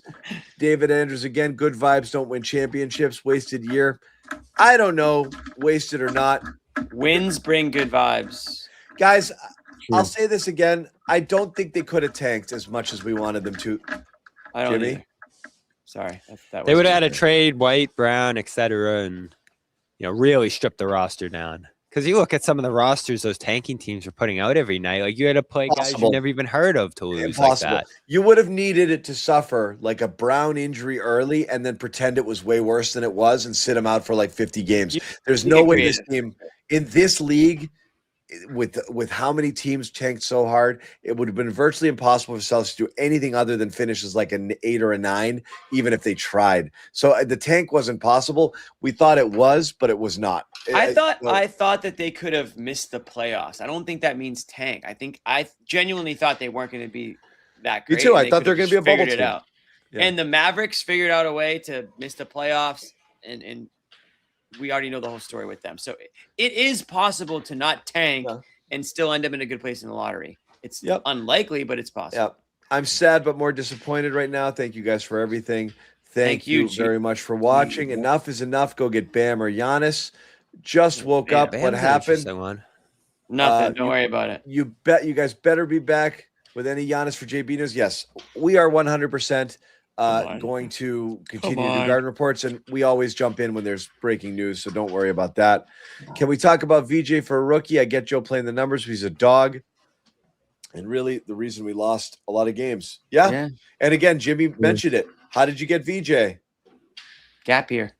Soft tank. Gap year. He was good. I think it was George, Embiid, and Maxey who killed you in this series. Edgecombe was awesome for them. I mean, he had a couple stinkers, but overall, he was great for them. He's a rookie. Bobby, I'll throw this one at you. Not trading for Zubats ultimately costed us. Queta's better as a second trade. Whitehouser. Again, there was would they go and spend and try to get a Zubats, or could they acquire that and give up assets, or would you go Vucevic? Again, the initial reports back at the trade deadline is they wanted nothing to do with Vucevic, but Zubats was possible. How does that change everything? I think they tried, and the Pacers gave them their pick could be 5. So, I mean, that swung that thing, and 2 firsts as a whole. So I don't know. 2 firsts for Zubac, would that have changed things and swung it enough to give up that much of the future? You know me, John. I've changed from being a trade the picks guy. I don't like the idea of throwing away that many future potential rookies and guys you can develop for a set, rotation center. And again, I don't want to understate how good Zubac is, but I don't think he was drastically changing your fortunes this year. Couple here or more. Phil, nice to know that you're here. I know you're always here. I know you're here. Lurch, I might order Dominican food tonight. I do miss Al Horford. Horford can come back. John put the chat in slow mode. Maybe, yeah. Albert, talk your shit, John. A lot of idiots out here. LOL. Yeah, the chat was fucking something to start the show. Holy crap. Horford not being there changed things. I don't disagree. Yeah, he wasn't great this year. SD, he was not, but he would have been good here for what they needed. 100% on Joe. Yeah, we gave him large pieces of the blame pie. This is fair. We look like the first 10 games of the Celtics. Interesting bookend situation. Celtics only lost 3 games in a row all year to start the season and That's unbelievable. And to end the season. It's not quite the 2003 Patriots bookend 31-0 shutouts where they got shut out by the Bills in the first game and shut them out in the last game of the year 31-0. But there's some crazy symmetry to this. Yeah. Yeah, starting at the bottom and cratering at the end. Yeah. Yeah. I believe we got to all of them, except for this last one. No, we got 2 more. One of them's insult to me, but I don't mind. Sixers could actually win it all. That's fine. You are insufferable, John, acting like the franchise is dying. Brad would be laughing at your nonsense. Thank you, Bobby and Noah, for being real. Oh, a fan. Wow. a true fan. Fan of Bobby and Noah. Yeah. I don't know if we did this one. Game was winnable. Rotations were ignored, for sure. Celtics need to get more athletic this summer, for sure. Show. Yeah. Let's go Knicks. These are ones at the bottom. While we were doing the rest, it came in late. We don't have to play if we want to compete with the other top teams, we're going to have to get a legit center. Yeah. Cooked. Thank you, Chase. Easier said than done. Chase at 100. This one We was did interesting. cook us. D. White shot confidence never impacted effort on D until this series. Correct. Yeah, and good to see again. Shooting numbers, all the rest. It wasn't a great game tonight, but he looked closer to being White again. He shot it with confidence, but then it went away from him again. Giannis, AD, we've talked about that stuff for sure. Thanks, Real Heartbreak. No question about it. All this dreadfulness. AD, that one, yeah. For us to win Banner 19 next season, going to be a funny parade in 13 months. I don't picture at the moment. The one hope is Tatum's coming back 100%. I like that confidence. Okay, no sugarcoating. We'll ask you guys this one, and then we'll move off it, and we will eventually sign off. No sugarcoating. Yes, no. Trade D. White. Trade Jaylen Brown this summer. Go. No. It's possible, but it's got to be the right return. Oh. Right now, this moment, I'm saying no because I don't know enough about what the options are. I'm not just trading him for the hell of it. Let's put it that way. You trading for Giannis, Jimmy? I gotta Let's do say a like a pick little or bit of two. research. I gotta do a Jimmy, little bit of research. Jimmy couldn't before I watch do a that. single game if Giannis played here because he bores him. Listen, I He is love boring to Giannis. me. I don't think it'd be a good idea. Yeah. He's boring to me. I'm at a I mean, on a serious note, I'm at a very difficult position right now because I've been huge Jaylen Brown all season long, and I don't want to undervalue his importance to this team. That being said, I look at where this team is and where this core is, and we're 10 years in now, and you're almost at a crossroads where you have to wonder, can they get better by can the Celtics get better by separating or changing things up, or do they just ride this thing out for as long as possible? I'm at that point where I'm trying to make that decision in my head, and I'm not there yet. But I can see both sides to it. Whereas maybe in previous years, maybe I couldn't see both sides to it, but now I can. So I'm not saying it's an automatic decision one way or the other. Oh, this is no brainer. But I think you have to look at, the Tatum Brown led Celtics and say, okay, they have won a championship, which is extremely difficult to do, but they've also blown a lot of opportunities to win more. And so where does that take you? So which is very fresh. We're getting into the off season tomorrow, and I'm sure we'll answer these questions down the line. Yeah, we will. Final thoughts from anybody. And again, we are wrapped up there. There's so many things we're going to do, but rather than have emotional, irrational takes, we're not going to do that now. We're going to have a bunch of shows in this off season, for sure, talking about different things the Celtics might do, who knows.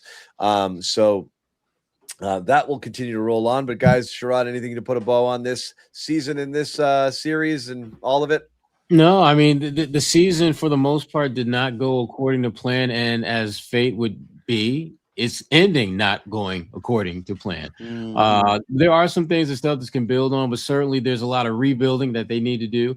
And I think the one thing that we haven't really gotten into, but I think we've sort of skirted around a little bit, is how much of a financial commitment is this new leadership willing to make for this team to get back to being a title contender? I think that, to me, that is the one of, if not the most pressing question as we head into the offseason, because it's the one question that none of us have an answer to.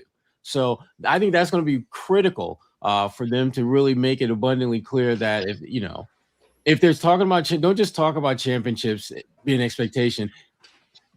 Cut the check like you mean it. Yeah.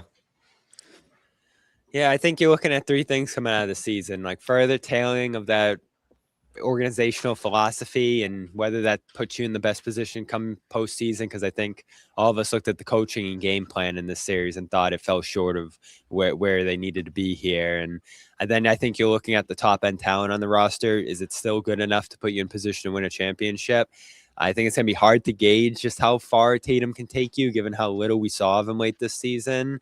But he was in a good place. So if they do want to run this back and go full season with him and have him ready to roll next postseason rather than kind of ready to go, I can understand that to some degree. But you do have to look at the results here with a fully healthy roster and a lot of things going your way this year and say, ooh, this might not be the championship mix, and make some difficult decisions. Like, I think across the board, there has to be some critical assessment of what they have right now, where they're at, and what the possibilities are outside of that. And, I'm not going to sit here and say trade Brown or trade White or any of this stuff, but I think you have to look at everything right now. I will say the coach, the staff, the system, I think, got the best out of enough guys this year to say, all right, let's not overhaul everything when it comes to coaching and the system, because I think you got a lot of good out of a lot of, I don't want to say suspect talent, but questionable talent coming into this year. And I think that's something that you do still reward that coaching staff for. So I think Joe stays. I think across the board, there's a lot of difficult decisions to make on this roster. And I think this front office, as they've shown, is willing to make those, as they did with Smart, as they've done in a bunch of different situations. The Brown one's interesting, though, because I think to some degree, Brad has been married to that Tatum-Brown combination. It feels good if those two are here, that they can be among the teams that could win a championship in any given year. Yeah. Bobby said a lot. Bobby said a lot of things that I agree with. When I'm sitting here now, I mean, I'm disappointed that this season's ended the way it is. I think anybody telling you otherwise is just in denial, or is just refusing to, feel. The reality is this team should have advanced out of the first round based on the way that they played in the regular season, based on the fact that I know they didn't have Tatum back tonight, but they did have him back for the majority of the series. They had a 3-1 series lead. They've had, advantages in a multitude of ways. So now you say, okay, well, they're a first round exit team. You're literally in the worst place you can be in the league, a first round exit. You don't give yourself a chance for a lottery pick, and you're a late first round pick, and you're not good enough. Theoretically, you're not good enough to even beat the top third of the league, right? So there's, as you said, Bobby, there's huge decisions that they need to make this year. This team is a first round exit team. That's who they are, regardless of what the regular season told you. They're a first round exit team. They may have been a 2 seed, but they're closer to a 7 seed. So that's where I'm at. Again, I don't want to mischaracterize my take, John. Like, I'm not saying they came out of the season with Sharman and Garza and Queta and these guys. Like, you feel great about what those guys became this season. I think what you feel good about is that the coaching staff can put guys like that in positions to succeed. So if you get better young talent in those spots, like, think of how much better you can make those kind of, like, if Edgecombe was here this season, like, he might have been an even better player than he would have been in Philadelphia, just based off how much they were able to get out of young players here and how well they were able to put them in positions to succeed. Like, they won 56 games with all these guys playing. Like, that means something. Yeah, like I said, you guys have covered almost everything about the season. Just my thought is, again, as I go back and forth and, like, always battle with, Celtics homers and fans and this and that, like, if I promise not to, like, be a super reactionary, trade everybody and blow it up, which I'm not going to do, I would like for once just people to look at things with a little bit of openness and try to determine, again, what is this going to get us at this point? And they understand, because I think for the longest time, everyone's just kind of clung to this. We've got Tatum and Brown and everything is fine. We'll just fill it around them. I guess, but again, you want to be clear, and Bobby and I have argued this all the time. If success is entirely measured by championships, you're going to look at things differently. Is it by a single finals appearance that you lost as well? Conference finals? I don't know. If you're an also-ran, you're an also-ran. If you're happy being that every single year, then you just kind of hold the line, run it back with these guys, win 55 regular season games, get into their playoffs, and then see how you go. And you might be fine. This franchise doesn't do that, John. But I don't know that you, like, if you're deciding, like, we gotta see what we can do here. Like, you have to stop viewing it as like, oh, let me just hold on to these guys until they're 100 years old, and start thinking of, like, what you have in terms of assets and what those assets might get you. Put things on the table and determine how can we get better. That's all that matters. And honestly, I trust me, fans, you'll be fine if one of your binkies, one of your guys gets dealt and it results in more wins, or it results in a team that has a better chance of winning a championship. They traded smart and won a championship. Again, so just be open, because you don't. My biggest fear looking at this team, it went well beyond what they were going to have to do financially this year to get under the cap. It went to, what does this mean down the road? What do they have to possibly maneuver and build around whatever's left? And it's very little. And so you have to get really creative in order to figure out a different path forward. You can keep repeating what you're doing here, but we're talking back-to-back years with a second-round exit and a first-round exit. And again, Jayson Tatum only missed one of each of the games in the final series of each of those. You were healthy the whole year through. Your whole team lost these series in the first and the second round. That you're going backwards at this point, okay? Your team, despite winning 56 games and went backwards. You're a worse team this year than you were last year, and last year's team wasn't good enough. And you just lost in the first round to a team that, as soon as they got their best player back, really dominated you. So you got to really be honest about what this is. You can't just be like, it's fine, we'll be fine. Like, you got to think of how you'll be fine. And we'll have to think and talk about it. And I wouldn't be shocked if different things happen, and there are some bold moves, because I can't imagine they're going to look at this and be like, run it back with whatever limited resources we GM have. of the year has a lot to live up to here. And so there's a lot going on here. So we'll figure it out. But it's not automatic. It's not Brad will fix it. You got to figure out the how. And so you might have to have some, as Josue used to, say, some uncomfortable conversations with what goes on here. That being said, it was a good year. It was fun. Thank God they were this competitive. I love covering the season. Thank God they had personality. Thank God Joe friggin' beat on the media guys and gave us entertainment all year long. Thank God for the thank everyone thank you for the media game. Thank you for Tatum came back. Thank you, having Tatum come back. Yep. Thank you for Brown's MVP. Thank you for the Ugo moments, the Shireman ascension, the different things that made this season fun. Simon's convo, which carried some time. And again, thank you to Legendary Robert. And thank you to the nearly 2,000. I've never signed off a show that's got 2,000 people in the room, but we're approaching 3 hours, guys, and we do have to say bye, because we got our wonderful crew down at the Garden doing everything right now, and we got to give them a break. Bobby's got to write. Sherrod's got to teach. Jimmy's got to Jimmy. I got stuff. Yeah, I can find something to do. I guess I better back find at something it tomorrow to do with now. exit interviews. I need a podcast, I guess, now that I don't get the Gardner Report every night. Well, you're going to have to do some Gardner Reports with me, because Bobby's got a Celtics Daily. But thank you to Amit, who, our indefatigable super producer, who's literally everywhere. There might be 3 of them. He's down there. Jackson Tolliver rejoining the CLNS team after some time away. We're thankful to have him back. He's down there as well. Our super, social media, guru, Rich LeMay as well. Bailey Kennedy behind the scenes, Harrison McGlashan, Oshag Hennessy, as I like to call him. It's my guy. Sherrod's guy. Sherrod's guy behind the scenes, our owner and our founder, Nick Gelso, of course. Where is Gelso? Together, Quiet Jimmy, tonight. Bobby, Noah, Sherrod, and most off all of the viewers hanging out. And again, still here. Thanks, David. Get some gum. Thank you, David. Get some gum. Quick promos, Big 3, Sherrod's Pod. Subscribe. It's not going anywhere. You can get, I'm sure you'll get a postmortem coming up out of that for sure. Celtics Daily, that's Bobby's off day pod, to make sure that you check that out. There's no more off days. They're all off days at this point. Yeah. Garden Report, subscribe, I guess. We'll talk about stuff. We'll put it up. Oh no, we did this one. Start moving here. We already did this one. You got Boston. That's dropping momentarily. You want a little more basketball talk? Check out Noah Garden Report, PrizePicks. Again, check it out. Sign up, play 5, get 50. Download the app, code CLNS. You got Boston shirts? Anybody? Dude, those aren't, dude. I'm not even joking. Those are not getting sold.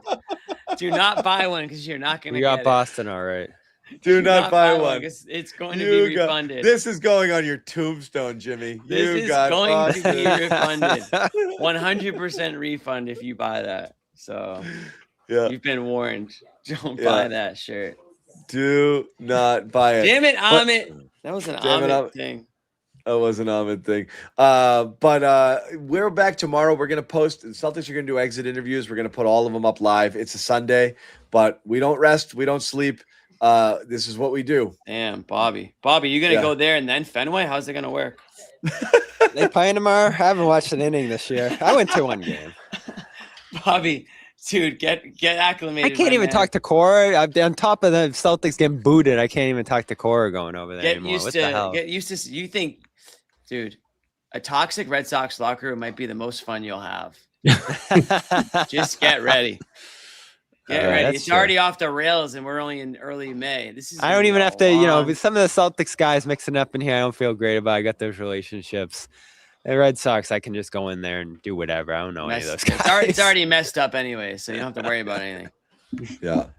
But yeah, it was great covering this team this year. It was my favorite team to cover, and you won't believe that because Luke wasn't on it. But yours and Jaylen's. A lot of great stories. By the way, I'm getting back into sports trading cards, so I might rip some packs on the show next time. Maybe we'll just start doing that. Maybe that'll be my shtick. That's gonna be my thing. Yeah, it's gonna be my new shtick. Yeah, I need an anyway.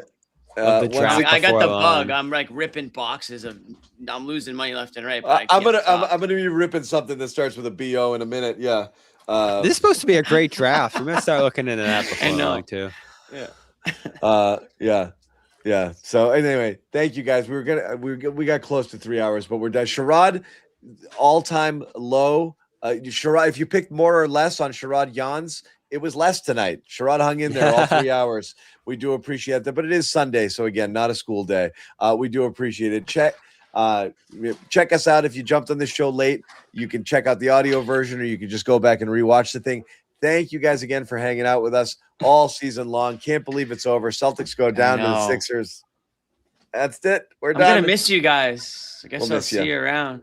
But I also, I have 2 speeds: stop and go. Yeah, I'm looking forward to stop. So yeah, we'll take a break. We'll take a little break. We'll shut it down for a little bit. It's not goodbye. It's see you later. See you later. Take care, everybody. Yep. Peace.